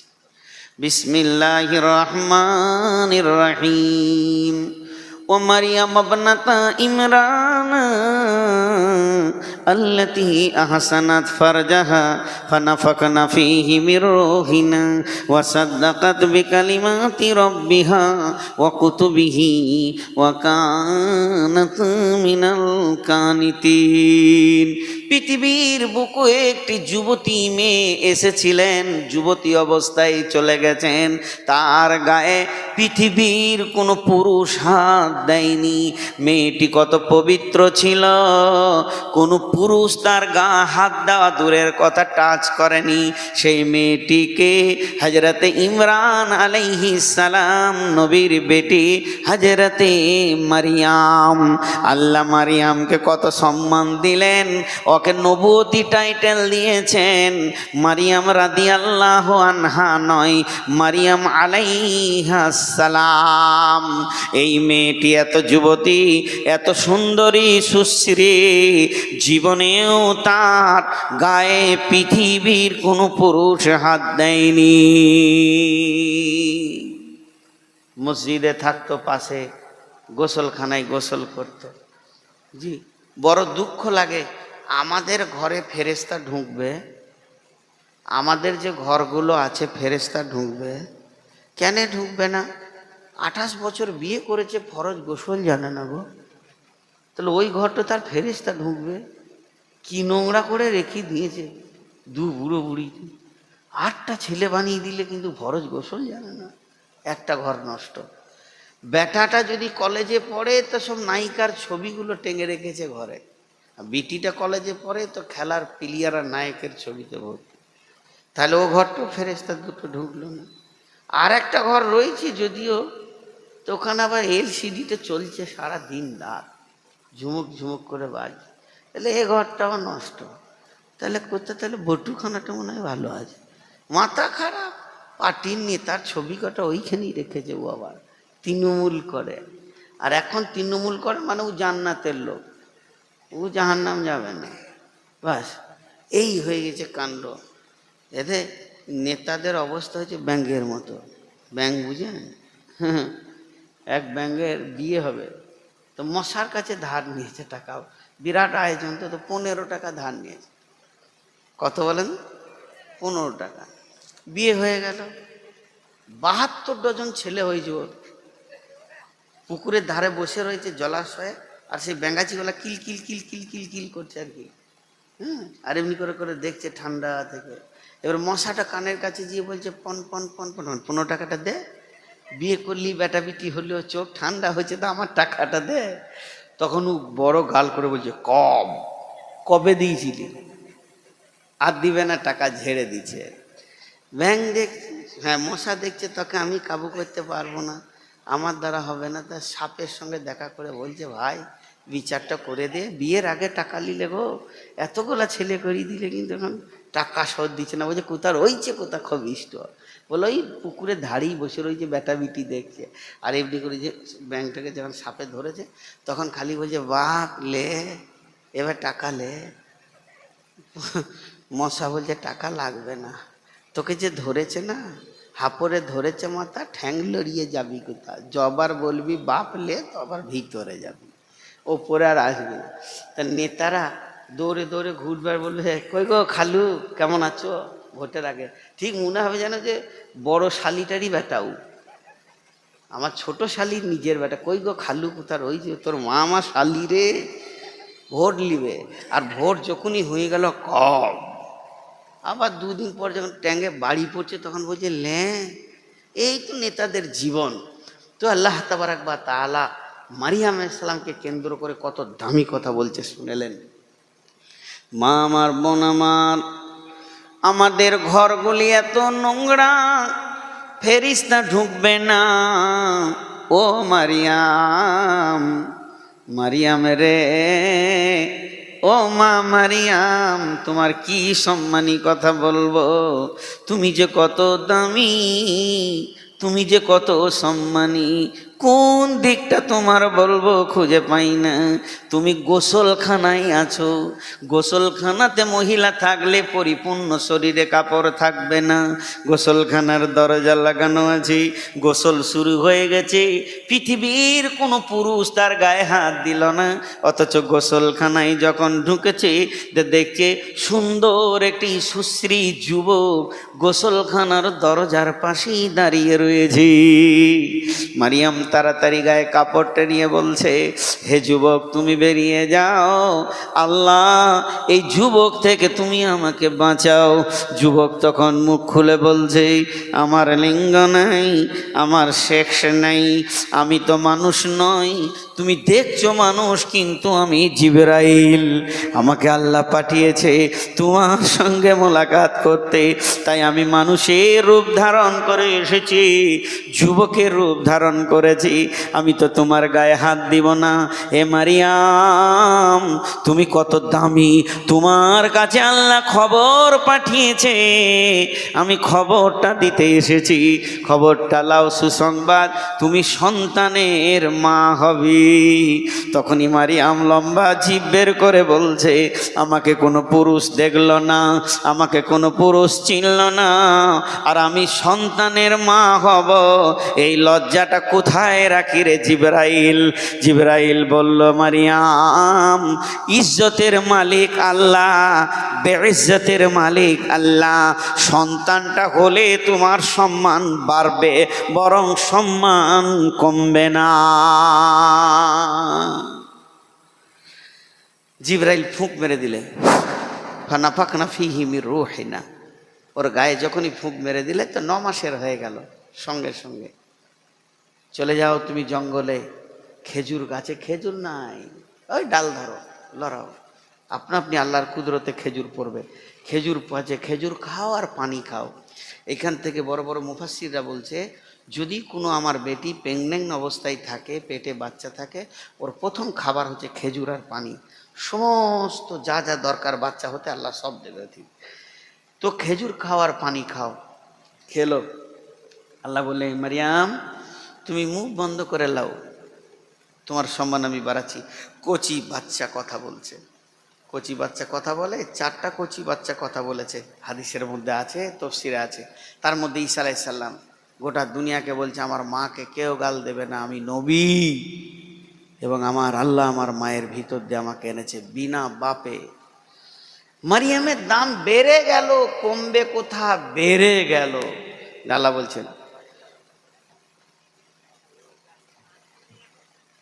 কাউকে কিছু বলবো না, বললেই তো মারবে। ومريم ابنة عمران التي أحسنت فرجها فنفخنا فيه من روحنا وصدقت بكلمات ربها وكتبه وكانت من القانتين। আল্লাহ তাদের মা বেটাকে কিতাব দিল এবং পৃথিবীর বুকে সম্মান বাড়িয়ে দিল। একটা কথা আরবিতে 3 বার বলে বাংলাতে 1 বার বলবো, ইশারায় বুঝে নিতে হবে। আল্লাহ বললেন, আল্লাহ কি বললেন? আল্লাতি আহসানাত ফারজাহা, আল্লাতি আহসানাত ফারজাহা, আল্লাতি আহসানাত ফারজাহা। পুরুষের লিঙ্গ একটা পুল্লিঙ্গ বলা হয়, মেয়েদের লিঙ্গটাকে স্ত্রীলিঙ্গ বলা হয়। আল্লাহ তাবারাক ওয়া তাআলা এই স্ত্রীলিঙ্গকে সরাসরি কোরআনের আয়াতে নিয়ে আসলেন। মারিয়ামের আল্লাতি আহসানাত ফারজাহা, আমার আল্লাহ বলেন, মারিয়াম রে, তোমার যৌনাঙ্গটা এত সুন্দর করে তুমি রেখেছো, আমি আল্লাহ ওখান থেকে নবী নিব। এটা কথা জিজ্ঞেস করব, উত্তর দিয়েন না, আমি দিতে মানা করছি। আমি নিজেই কথাটা বলবো, ইশারায় বলবো, বুঝেন। মহিলাদের যৌনাঙ্গ কি কাজে লাগে? জি, আমরা ভাবি হয়তো পুরুষের যৌন চরিতার্থের জন্য আল্লাহ বানিয়েছেন, ঠিকই আছে, এত তো দরকার, সন্তান পৃথিবীতে আসার দরকার আছে, এই জন্য বানিয়েছেন। কিন্তু আল্লাহ ওটাকে কাজে লাগান, স্বয়ং আল্লাহ কাজে লাগান। আল্লাহ কি কাজে লাগান? আল্লাহ তো বলেছেন, লাম ইয়ালিদ ওয়ালাম ইউলাদ, তিনি কারো পিতা নন, তার পিতাও কেউ নাই। তাহলে আল্লাহর কোন কাজে লাগানোর দরকার আছে? কিন্তু আল্লাহ কাজে লাগান। আল্লাহ কি কাজে লাগান এক্ষুনি বুঝতে পারবেন। ছোট্ট একটি উদাহরণ দিব, উদাহরণটা মন দিয়ে শুনেন। এই গ্রামটার নাম ভুলে গেছি, পারখোলা। কোলা, পারখোলা। পার মানে পুকুরের পার, কোলা মানে কোলা ব্যাং, পুকুরের পারে ব্যাং, কোলা মানে কুলো। বেশ, এই পারখোলা এটা একটা গ্রাম, এটা মন দেবেন একটু, বিরক্ত লাগেনি তো? আমার মনে কিন্তু ঢুকে গেছে, বুঝতে পারছি না।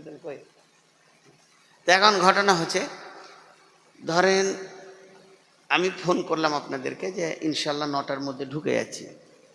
তারপর কমিটি জানে যে নূর মোহাম্মদ মানে সেই বর্ধমানের বক্তাটা, কিন্তু আমি একটা ফোনে আর একটা কথা বললাম যে সৌদি আরবে মদিনা শরীফের মসজিদে নববীর একজন ইমাম সাহেব, ওখানে 25-30 জন ইমাম আছে, তার মধ্যে একজন ইমাম সাহেব আমার সঙ্গে গাড়িতে আছে।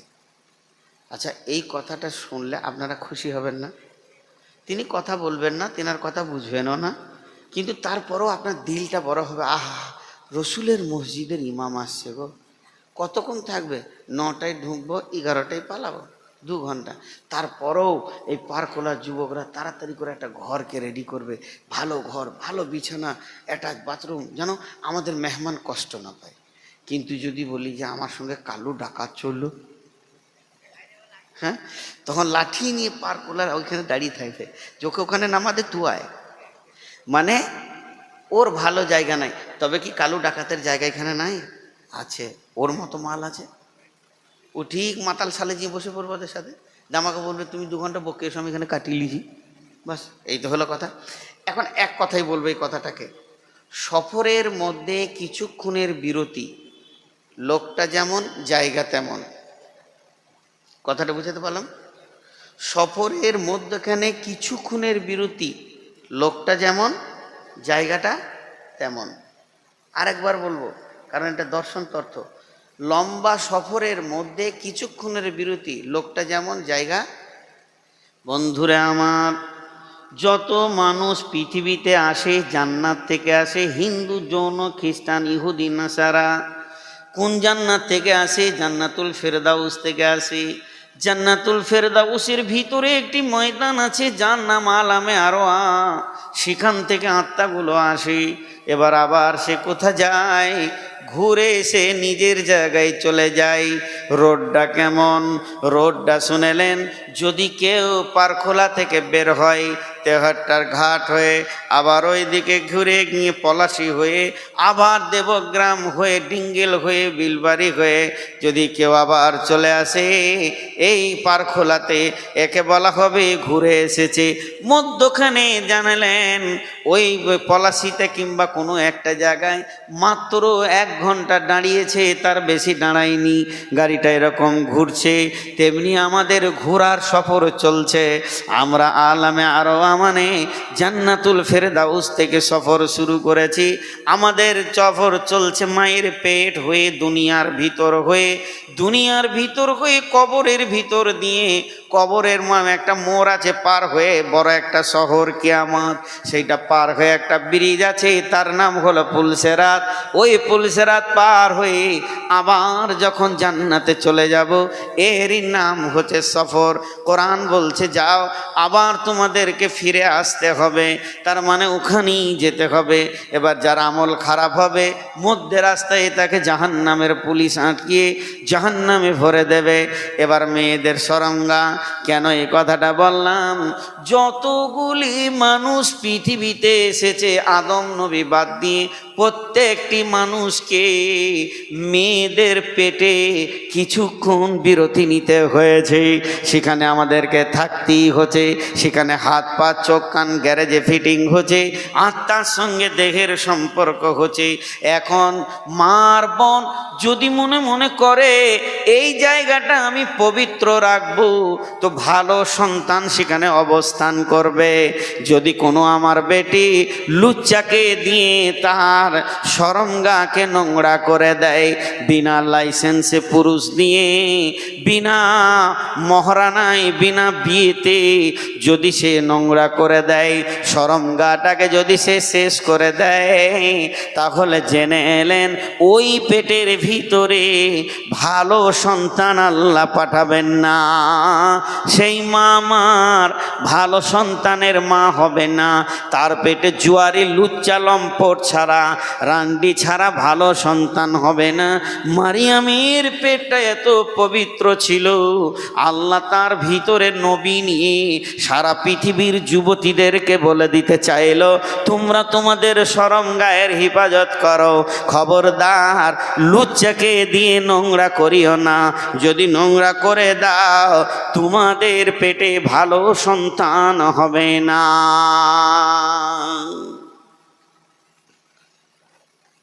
বুঝাতে পারলাম? তাহলে মেয়েদের 3টে ক্যাটালগ বলা হয়ে গেল। 1 মিনিটে বলে দিব। সুবহানাল্লাহ। নিস্তব্ধ এতগুলি মানুষ। কমিটির বিরুদ্ধে কথা বললে মায়ের চামড়া ভেঙে ফেলে দেবে। জানের ভয়ে বলছি না ভাই। নদিয়াতে বেশ কিছু জায়গা থেকে আমাকে ফোন করেছে ডেটের জন্য, অনেক কষ্ট হয় আর কি। তো ভালোও লাগে, বেশ কিছু গাঁ আছে তারা অনেক ভালো ব্যবহার করে। তো যে কথাটা আমি আজকে আপনাদেরকে বললাম, 1 মিনিটে গোটা বক্তব্যটা বলবো। 1 মিনিটে, 1 মিনিটে গোটা বক্তব্যটা বলবো। তার মানে মেয়েদের 3টি ক্যাটালগ। যদি কেউ মনে করে আমার স্বামী ভালো দে জান্নাত যাব, হবে না। লুতের বিবি জাহান্নাম যাবে। তুমি নিজে আমল করে নিজের পায়ে দাঁড়াও। কেউ যদি আবার চিন্তিত হয় যে আমার স্বামীটা খারাপ, তাহলে আমি কি জাহান্নাম যাব, হবে না। তুমি ইমানদার থাকবে, আল্লাহ তোমার সাথে বেইনসাফি করবে না, তোমাকে জান্নাতে দেবে। স্বামী বেঈমানি করেছে, সে আল্লাহর কাছে বুঝে দেবে। যুবতীরা ভাবছে আমরা কি ফিরি, বলে না, আমি মারিয়ামকে রেখেছি তোমাদের বিচার করার জন্য। অতএব তোমরা হুঁশিয়ার হয়ে যাও। এতগুলি মেয়ে পৃথিবীতে আসলো, কোটি কোটি কোটি কোটি মেয়ে আসলো আর চলে গেল, এরপরও আসবে। মেয়েদের মধ্যে একটাও নবী নেই, মেয়েদের মধ্যে একটাও নবী নাই। মেয়েদেরকে নবী করা হয়নি। পৃথিবীর প্রথম মহিলা আল্লাহ একে নবুয়তি টাইটেল দিয়ে সম্মানী করেছেন। 2 নম্বর হলো মারিয়াম আলাইহিস সালাম। মারিয়াম নিজের চোখে জিবরাইলকেও দেখলেন, আর আল্লাহ তাকে নবুয়তি টাইটেল দিয়ে সম্মানী করলেন। 3 নম্বর হলো আসিয়া আলাইহিস সালাম, যার বুকে পাথর দিয়ে ফেরাউন মারলে, বেঈমান মেরে দিল, শহীদ করে দিল। মেয়েটিকে আল্লাহ নবুয়তি টাইটেল দিয়েছেন। 4 নম্বরে হলো হযরতে হাজেরা আলাইহিস সালাম। হাজেরা যখন সাফা মারওয়া ধরেছিলেন, নিজের চোখে জিবরাইলকে দেখেছিলেন। জিবরাইল যেন ইসমাইলের পায়ের কাছে গোরহালি মেরে জমজমের পানি তুলেছিল।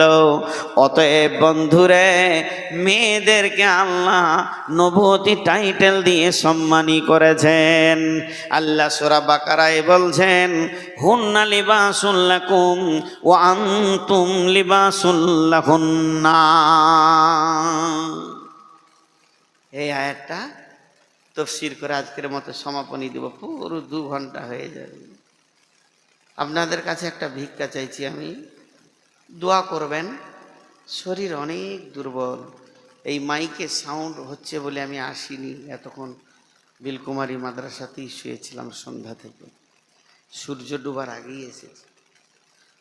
তো আপনারা দোয়া করবেন।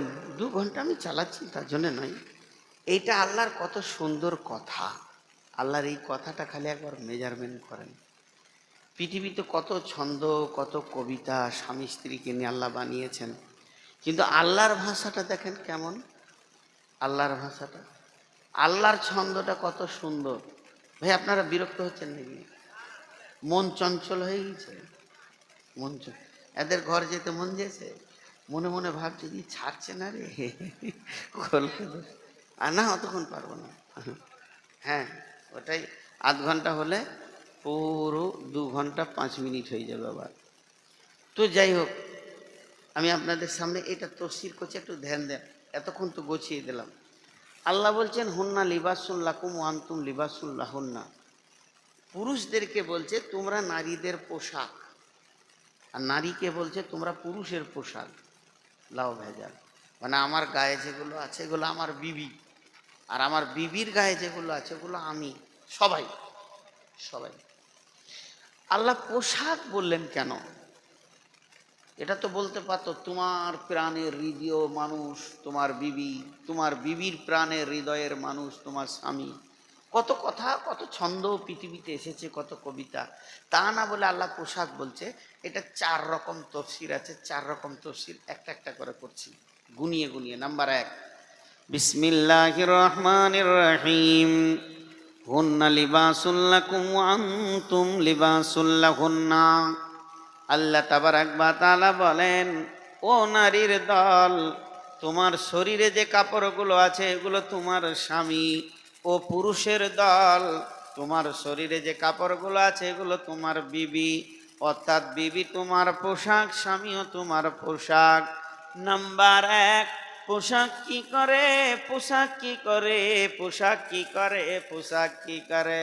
পোশাক ইজ্জতকে ঢেকে রাখে, পোশাক ইজ্জতকে ঢেকে রাখে, পোশাক ইজ্জতকে ঢেকে রাখি। তার কারণ এখানে যদি একটাও মহিলা না থাকে, আমি যদি একা থাকি আর আপনারা যদি 20-50 জন থাকেন, দরজা যদিও লাগানো থাকে, আমি খালি গায়ে ন্যাংটা হয়ে বায়ান করতে পারবো না। যদিও পুরুষের ভিতরে লজ্জা বলে একটা জিনিস আছে, আল হায়া ও সহবাত মিনাল ঈমান, হায়া হলো ঈমানের অঙ্গ বিশেষ। অতএব আমার আল্লাহ বলছেন, তোমার শরীরে তোমার বিবি ছিল বলে তুমি সমাজে বসতে পেরেছ, তাহলে আমার বিবি আমাকে ঢেকে রেখেছে। ওই রকম যদি আমার বিবিকে মহিলাদের দলে ভরে দেওয়া হয়, গোটা শরীরের কাপড় খুলে দিলে একা থাকতে পারবে না। কেন পারবে না? তার হায়া লজ্জা বলে আছি। তো আমার রব বলছেন যে না, তোমার শরীরে তোমার স্বামী আছে, অতএব তোমার আর লজ্জার কোনো ব্যাপার নাই। তাহলে স্বামী স্ত্রীকে পোশাক কেন বলা হলো? পোশাক ঘেরে রাখে। তাহলে এর আসল ব্যাখ্যাটা কি? আল্লাহ পুরুষকে বলছে, দেখো, যে মেয়েটাকে তুমি বিয়ে করে এনেছো তার অনেক বড় বড় বড় বড় আবদার আছে তোমার ওপরে। আবদার করে করে স্বামী বলে কথা বলবে। হয়তো বা রাত্রি 10টায় দুজন বিছানায় আছো, কেউ নাই, দরজা লাগানো আছে, বিবি তোমার আবদার করে বলছে তোমার আব্বাকে ভয় লাগে, বড় চিল্লিয়ে কথা বলে, ধুমকিয়ে কথা বলে, তোমার মা আমাকে দেখতে পারে না, তোমার বোন এসেছিল বেড়াতে আমাকে গালি দিয়েছে, তোর কি চোখ নাই, তুই কি কানা, নানা ধরনের কথা বলেছে, কেমন করে আমি টিকব? আমার আল্লাহ বলছেন, ও যে খুলে দিচ্ছে সব, তুমি পোশাকের মতো ওটাকে ঢেকে নাও। সকালবেলা হয়েছে, তুমি যদি তোমার আব্বাকে বলো, আব্বা বৌমা তোমার বিরুদ্ধে কথা বলেছে, মা বৌমাকে দেখতে পারো না, বোনকে বলছে খবরদার আমার ঘর আসবি না, তোর ভাবিকে তুই গালি দিয়েছিস, সংসারের অশান্তি হয়ে যাবে।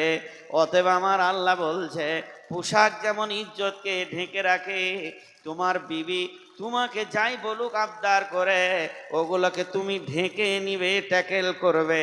তোমার বিবিকে তোমার বাপ ভাইদের ভিতরে ছুড়ে দিও না, বেজ্জতি করে দিও না। যদি সব কথা তুমি খুলে বলে দাও, তাহলে আর ওই সংসারে সে টিকতে পারবে না। বিধায় তুমি পোশাকের কাজ করো, তার সবগুলোকে তুমি ঢেকে নিয়ে তুমি তাকে সান্ত্বনা দাও, আমি তো তোমাকে ভালোবাসি, আমি কিছু বলে নিয়া ওদের কথা বাদ দাও, ওগুলো তোমার বিষয় নয়, বিষয় তো আমি হৃদয়ে ভরা বুক ভরা ভালোবাসা দিছি। অতএব মা বাপ ভুলে যাও, পুরুষ তুমি পোশাকের কাজ করো, ঢেকে নাও। এটা 1 নম্বর তফসির। 2 নম্বর তফসির, নতুন নতুন বিয়ে হয়েছে, মাথা মোটার হুঁশ নাই, এই মাত্র 2 মাস 1 মাস বিয়ে হয়েছে, বিবির সঙ্গে নতুন আলাপ পরিচয় চলছে, 2 জন মেতে আছে, মাতোয়ারা হয়ে আছে। আজকে এখানে জালসা, পারখোলাই জালসায় সে এসেছে, তার এক বন্ধুকে নিয়ে এসেছে, বলে চল, এখনো মাগরিব হতে আরো আধা ঘন্টা বাকি আছে, 250 গ্রাম বাদাম কিনে নিল, ওই মাঠে চলে গেল, কফির ভুঁয়ে বসে বসে বাদাম খেতে। এই বন্ধু ওকে বলছে, বল তোর বউটা কেমন? এবার গল্প শুরু হয়ে গেল, গোপন থেকে গোপন খবর, শুধু বাদাম খেতে খেতে বন্ধুকে বলছে আর হাসছে, এটা তো পোশাক খোলা গেল, মেয়েটা তো আর পোশাকের ভিতরে নাই। তো আমার আল্লাহ বলছেন, যৌবন জগতে তোমার বিবি তোমাকে কেমন করে পেতে চাইবে, কেমন করে তোমাকে নিয়ে আনন্দ ভোগ করবে, এটা তোমাকে চিরদিন পোশাকের মতো ঢেকে রেখে দিতে হবে, কাউকে বলা যাবে না, বন্ধু বান্ধবকে তুমি বলবে না। এরই জন্যে আমি তোমাকে মেয়েদের পোশাক বলেছি। পোশাক যেমন ইজ্জতকে ঢেকে রাখে, তুমি তোমার বিবির চরিতার্থকে ঢেকে রাখবে, মান অভিমানকে ঢেকে রাখবে, তেমনি বন্ধুরে মেয়েদেরকে আল্লাহ বলছেন, তুমি তোমার স্বামীর পোশাক আবদার করে তোমাকে 2টি কিছু বলে দিয়েছে, তোর ভাই লোকের মেয়ের দিকে যায়, তোর বোনটা তো বেশ্যার মতো ঘুরে বেড়ায়, তোর মা বড় খবিস, জামাই বলে সম্মান করে না, তোর বাপের কোনো জ্ঞান গরিমা নাই। ছেলেটা রাগ করে বলে দিয়েছে, ও মহিলা, এই কথা বাপ ভাইদেরকে শোনায়ও না, শোনালে পরে এই ছেলেটা আর শ্বশুর বাড়িতে জামাইয়ের মতো মাথা নিয়ে যেতে পারবে না, মাথা উঁচু করে যেতে পারবে না, বেজ্জতি হয়ে যাবে। কিংবা গায়ে কোনো দুর্ঘটনা ঘটে গেছে, তোমার স্বামীকে নিয়ে বিচার হয়ে গেছে, গালে দুটি থাপ্পড় মেরেছে বাইরের লোক, এটা যদি শ্বশুর বাড়ির লোক জেনে নেয়, এই যুবকটা আর সেখানে আনন্দের সঙ্গে বেড়াতে যেতে পারবে না। তোমার বাপ ভাই তোমাকেই জিজ্ঞেস করবে, খাদিজারে বল জামাইয়ের ব্যাপারে কি শুনলাম। হালকা করে বলবে, এগুলো মানুষের চক্রান্ত ছাড়া কিছুই নয়, আব্বা যা শুনেছ সব ভুল, এগুলো কিছুই নয়। তাহলে তারাও মিটে যাবে, তোমাকেও পোশাকের মতো স্বামীকে ঘেরে নিতে হবে। স্বামীর ভুল ত্রুটি বাপ ভাইয়ের কাছে বললে হবে না। তেমনি কিছু মেয়ে আছে শ্বশুর বাড়ি থেকে বাপের বাড়ি এসেছে, শৈলীটা শুনতে পেয়েছে হাবিবা শ্বশুর বাড়ি থেকে এসেছে, বলে চল পুকুরের ঘাটে বাঁশতলায় বসে বসে খানিক গল্প করি, কিংবা ছাদের 3 তলাতে যাই। যে বলছে স্বামী কি করে, কেমন করে তার চাহিদা মিটায়, সে কিভাবে আমাকে নিয়ে আনন্দ করে। তুমিও যদি সহেলিকে বলে দাও, তাহলে ছেলেটা নাঙ্গা হয়ে গেল, ছেলেটা বেজ্জতি হয়ে গেল। বিধাই তুমি এগুলো ঢেকে রাখবে চিরদিন। তোমার স্বামী তোমাকে কেমন করে নিয়ে আনন্দ করে, এটা বহির প্রকাশ করবে না। তার জন্য আল্লাহ বলেছেন, স্বামীর চরিতার্থ এবং স্বামীর মান অভিমান তুমিও ঢেকে রাখবে। তাহলে পুরুষকে বলল, তুমি মেয়ের মানে বিবির মান অভিমান চরিত্র ঢেকে রাখবে। নারীকে বলল, তুমিও স্বামীর মান অভিমান চরিত্র ঢেকে রাখবে।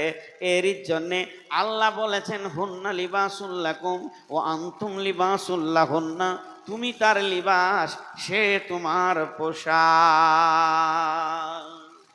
একবার বলেন, বুঝে এলো? কে বলছি না?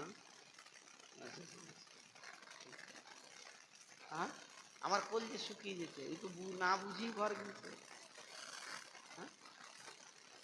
ও না বুঝি এত সুন্দর কথা বলছি, তারপরে বুঝতে হবে।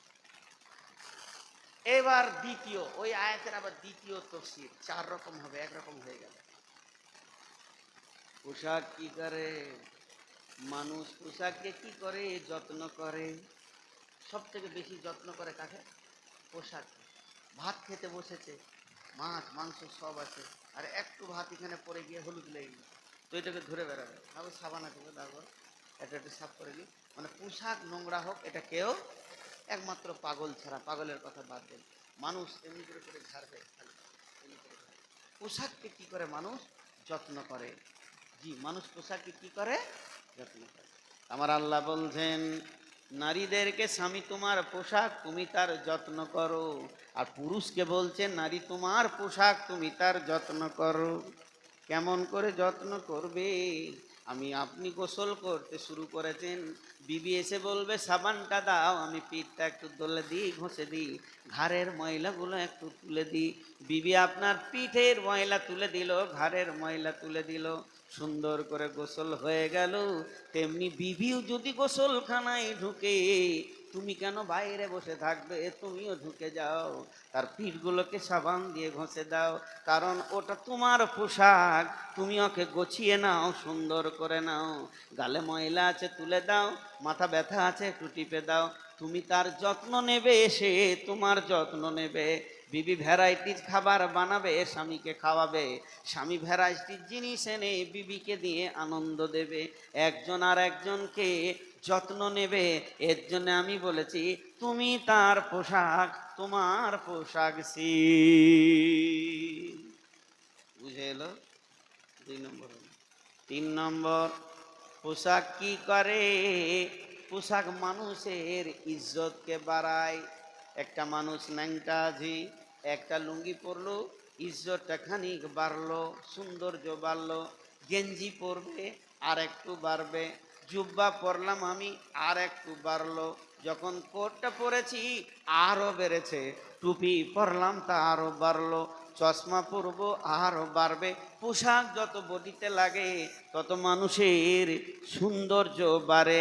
তেমনি মেয়েটা নাঙ্গা ছিল, একটা পায়জামা পরেছে, খানিকটায় সৌন্দর্য বেড়েছে, চুড়িদার পরেছে আর একটু বেড়েছে, বোরখা পরবে তো আরো বাড়বে, চশমা লাগাবে তো আরো বাড়বে। যত পোশাক বডিতে লাগবে অত সৌন্দর্য বাড়বে। এখন আমাকে দেখতে যে সুন্দর লাগছে, এটা আমার বিবি আমার সৌন্দর্য বাড়িয়েছে, কাপড়গুলো আমার বিবি। আর আমার বিবিকে দেখতে সুন্দর লাগছে, তার কারণ আমি তার সৌন্দর্যকে বাড়িয়েছি। তার মানে আল্লাহ বলতে চাইছে, যেখানেই যাবে বিবিকে সঙ্গে রাখো, স্বামীকে সঙ্গে রাখো, দুইজনের ইজ্জত সৌন্দর্য দুইজনকে বাড়াবি। কেমন? ধরেলেন আমার মামাতো ভাই কি খালাতো ভাইয়ের বিয়ে, বা আমার মামার বাড়িতে কোনো অনুষ্ঠান হচ্ছে, বা গায়ে জালসা হচ্ছে, আমার খালাদের গায়ে, তো আমাকে ফোন করছে আমার খালা, আসসালামু আলাইকুম নুর রহমত, কেমন আছিস বাবা? ভালো আছি খালামা, তো জালসায় চলে আসি। আচ্ছা ঠিক আছে দেখবো, তুই আসবি কিন্তু বউকে নিয়ে আসবি। ওদের কাছে হলো বউ, তুই আসবি বউকে নিয়ে আসবি। তা আল্লাহ বলছে আমার বিবিকে, যাও আর সঙ্গে যা, গায়ে গা লাগিয়ে যা, ওকে ভালো লাগবে, ওকে ভালো লাগবে। কারণ ও চললো ওর খালার বাড়ি, তোর খালার শাশুড়ি হলো এটা দেখতে হবে না, তোর স্বামী চললো খালার বাড়ি, সেই খালার বাড়ির অনুষ্ঠানে গিয়ে দেখছি আরও 10 জোড়া এসেছে আমার মতো। তখন আমি মনে মনে ভাবছি, খালি তোদেরই আছে নাকি, আমারটা দেখ, হ্যাঁ আমিও নিয়ে এসেছি। তো এই যে সৌন্দর্য, স্বামীর পাশে স্ত্রী থাকবে সৌন্দর্য, তাহলে আমার ফ্যামিলিতে, আমার ফ্যামিলির কোনো অনুষ্ঠানে আমার বউ আমার সঙ্গে থাকবে, তাহলে আমার সৌন্দর্য বাড়লো। কিছু মেয়ে আছে যদি বলা হয় চলো খালাদের ঘরে আমার ছোটো বোনটার বিয়ে হচ্ছে, খেয়ে আসি, তা হালকা করে বলবে তুমি যাও, ভালো নাই। পোশাকটা খোলা গেল, পোশাকটা থাকলো না, খোলা গেল। এবার ও একা যেয়েছে, তা খালি একটা গেঞ্জি পরে যেয়েছে ফিরে ফিরে ফিরে ফিরে করে, যতই পোশাক করুক ওই মানাবে না, ঠিক না ভুল? তেমনি আমার বিবির তরফের কোনো কুটুম ফোন করছে, বা আমার শ্বশুর বলছে ওরে মা পরশু দিন আসবি, এখানে অনুষ্ঠান আছে, তো আমাকে বলছি চলো আব্বা দেখেছে যাই। ওর ইচ্ছা যে আমার স্বামীটা যদি আমার সঙ্গে যায় আমিও যাব, কত ভালো লাগবে। কিন্তু আমি তখন বলছি বা ছেলেটাকে বলছি রে রে জি আব্বা তোর মাকে নিয়ে যা, তোর মা দুটো খেয়ে আসবে। এর নাম আনন্দ নয়। আল্লাহ বলছে রে মৌলবি, তুইও গাড়ির হ্যান্ডেল ধরেলে আর বিবিকে তোর পাশে বসিয়ে এলে, দুইজনে যখন শ্বশুর বাড়ির অনুষ্ঠানে নামবি 300-400 লোক দেখবে, তোর দিলটা যেটা বড় হবে যে আমি আমার স্বামীকে সঙ্গে করে এসেছি। হন্না লিবাসুল্লাকুম ওয়ান্তুম লিবাসুল্লাহ হন্না, তুই ওর সৌন্দর্য বাড়াবি, তোর সৌন্দর্য বাড়াবি। কয়টা হলো? 3টে হলো। 1 নম্বর হলো পোশাক মানুষের ইজ্জতকে ঢাকে, 2 নম্বর হলো মানুষ পোশাকের যত্ন করে, 3 নম্বর হলো মানুষ পোশাক মানুষের সৌন্দর্য বাড়ায়, 3 নম্বরে পৃথিবীর মানুষ সব ভুলে যায় কিন্তু পোশাক ভুলে না। हम भूल गए हर बात मगर तेरा प्यार कभी नहीं भूला। আমি সব কিছু ভুলতে পারি, তোমার মহব্বত ভুলবো না। হাজি হঠাৎ বলছি যা শুনলাম ভাই কলমটা আনতে ভুলে গেছি, কলম দেন তো, হয় কি হয় না? এই চশমাটা যা, চশমাটা বিলকুল মাসে থেকে গেছি, আনা হয়নি, এটা হয়। এই যে চার্জার আনা হয়নি গো, একটা চার্জার দেন, তুমি বললেন চার্জ করিনি। মানুষ বহুত কিছু ভুলে যায়, মার্কেটে চলে যায় থলি ভুলে চলে যায়, হাট করতে গেছে থলি ভুলে চলে যায়, দেখি যায় না। অনেক সময় জামাটা চেঞ্জ করেছে, টাকা নিতে ভুলে গেছি, হাটে দৌড়ে বাই যায়, ও খলিম চাচা 2000 টাকা দাও, তো হাট করে যাই বাড়িতে গিয়ে দিয়ে দেবো, আর ভুলে গেছি। এটা হয়, পৃথিবীর সব কিছু ভুলে। কিন্তু এমন কোনো লোক দেখেছেন লুঙ্গি পরে নেই, খালি লুঙ্গিতে হাঁটছে, হাট চললো, পোশাক ভুলে একদম একটা পুঁচাতে হাট চললো, এ যা কাপড় পরতে ভুলে গেছি। কোনোদিন দেখেছেন বিয়ে বাড়িতে একটা মেয়ে ঘুরে বেড়াচ্ছে কাপড়ই পরেনি, যা ভুলে গেছি? এটা হয়। প্রথমেই কাপড়টাকে গায়ে লাগাবে। কাপড় এমন একটা জিনিস চামড়ার সঙ্গে ঘষাঘষি হয়, আমার পোশাক আমার চামড়াতে ঘষছে, আমার বিধি আমার গায়ে এখন আমার চামড়ার সাথে লেগে রয়েছে। সেই আল্লাহ বলতে পৃথিবীর সব জিনিস মানুষ ভুলে যায়, পোশাককে কোনোদিন ভুলে না। তবে তুই তোর বিবিকে জীবনে ভুলবি না রে, হৃদয় মাঝে রেখে দিবি, তোর গায়ে জড়িয়ে ধরে রাখবি। আর তুই তোর স্বামীকে কোনোদিন ভুলবি না রে, হৃদয় মাঝে রেখে দিবি, মহব্বতের জায়গায় রেখে দিবি। এরই নাম হলো হুন্না লিবাসুন লাকুম ওয়া আনতুম লিবাসুন লাহুন্না। তুমি তার পোশাক, সে তোমার পোশাক। আজকে বক্তব্য শুরু করেছিলাম মেয়েদের 3টি ক্যাটালগ। 1 মিনিটে দিয়ে দেবো গোটা বক্তব্যটা আপনাদের মনে পড়ার জন্য। মেয়েদের 3টি ক্যাটালগ। একজনের স্বামী ভালো, একজনের স্বামী খারাপ। স্বামী খারাপ হলেও আল্লাহ আমলে ওকে জান্নাতে দেবে, স্বামী ভালো হলে যে ওর আমলে জাহান্নাম পেরিয়ে যাবে তা নেই, জাহান্নাম যেতে হবে। তার মানে নিজের নিজের আমল করো। যুবতীরা তোমরা ছাড় পাবে না মারিয়ামকে যে তোমার বিচার করা হবে। যুবতীদের যৌনাঙ্গের এত মূল্য, আল্লাহ তাবারক ওয়া তাআলা বলছে আমি সেখান থেকে ভালো ভালো অলি সন্তান পরেশগার দিনদারকে লি, যদি তুমি জায়গাটা ঠিক রাখতে পারো। আল্লাহ তাবারক ওয়া তাআলা বলছে তোমরা স্বামী স্ত্রী একে অপরের পোশাক, সে তোমার পোশাক, তুমি তার পোশাক। তাকে তুমি ভালোবাসবে, তুমি তার যত্ন করবে, সে তোমার যত্ন করবে। তুমি তার চরিতার্থ এবং মান অভিমানকে ঢেকে রাখবে, সে তোমার মান অভিমান চরিতার্থকে ঢেকে রাখবে। তুমি তার গায়ে থাকবে সব সময়, সৌন্দর্যকে বাড়াবে, সে তোমার সৌন্দর্য বাড়াবে। আর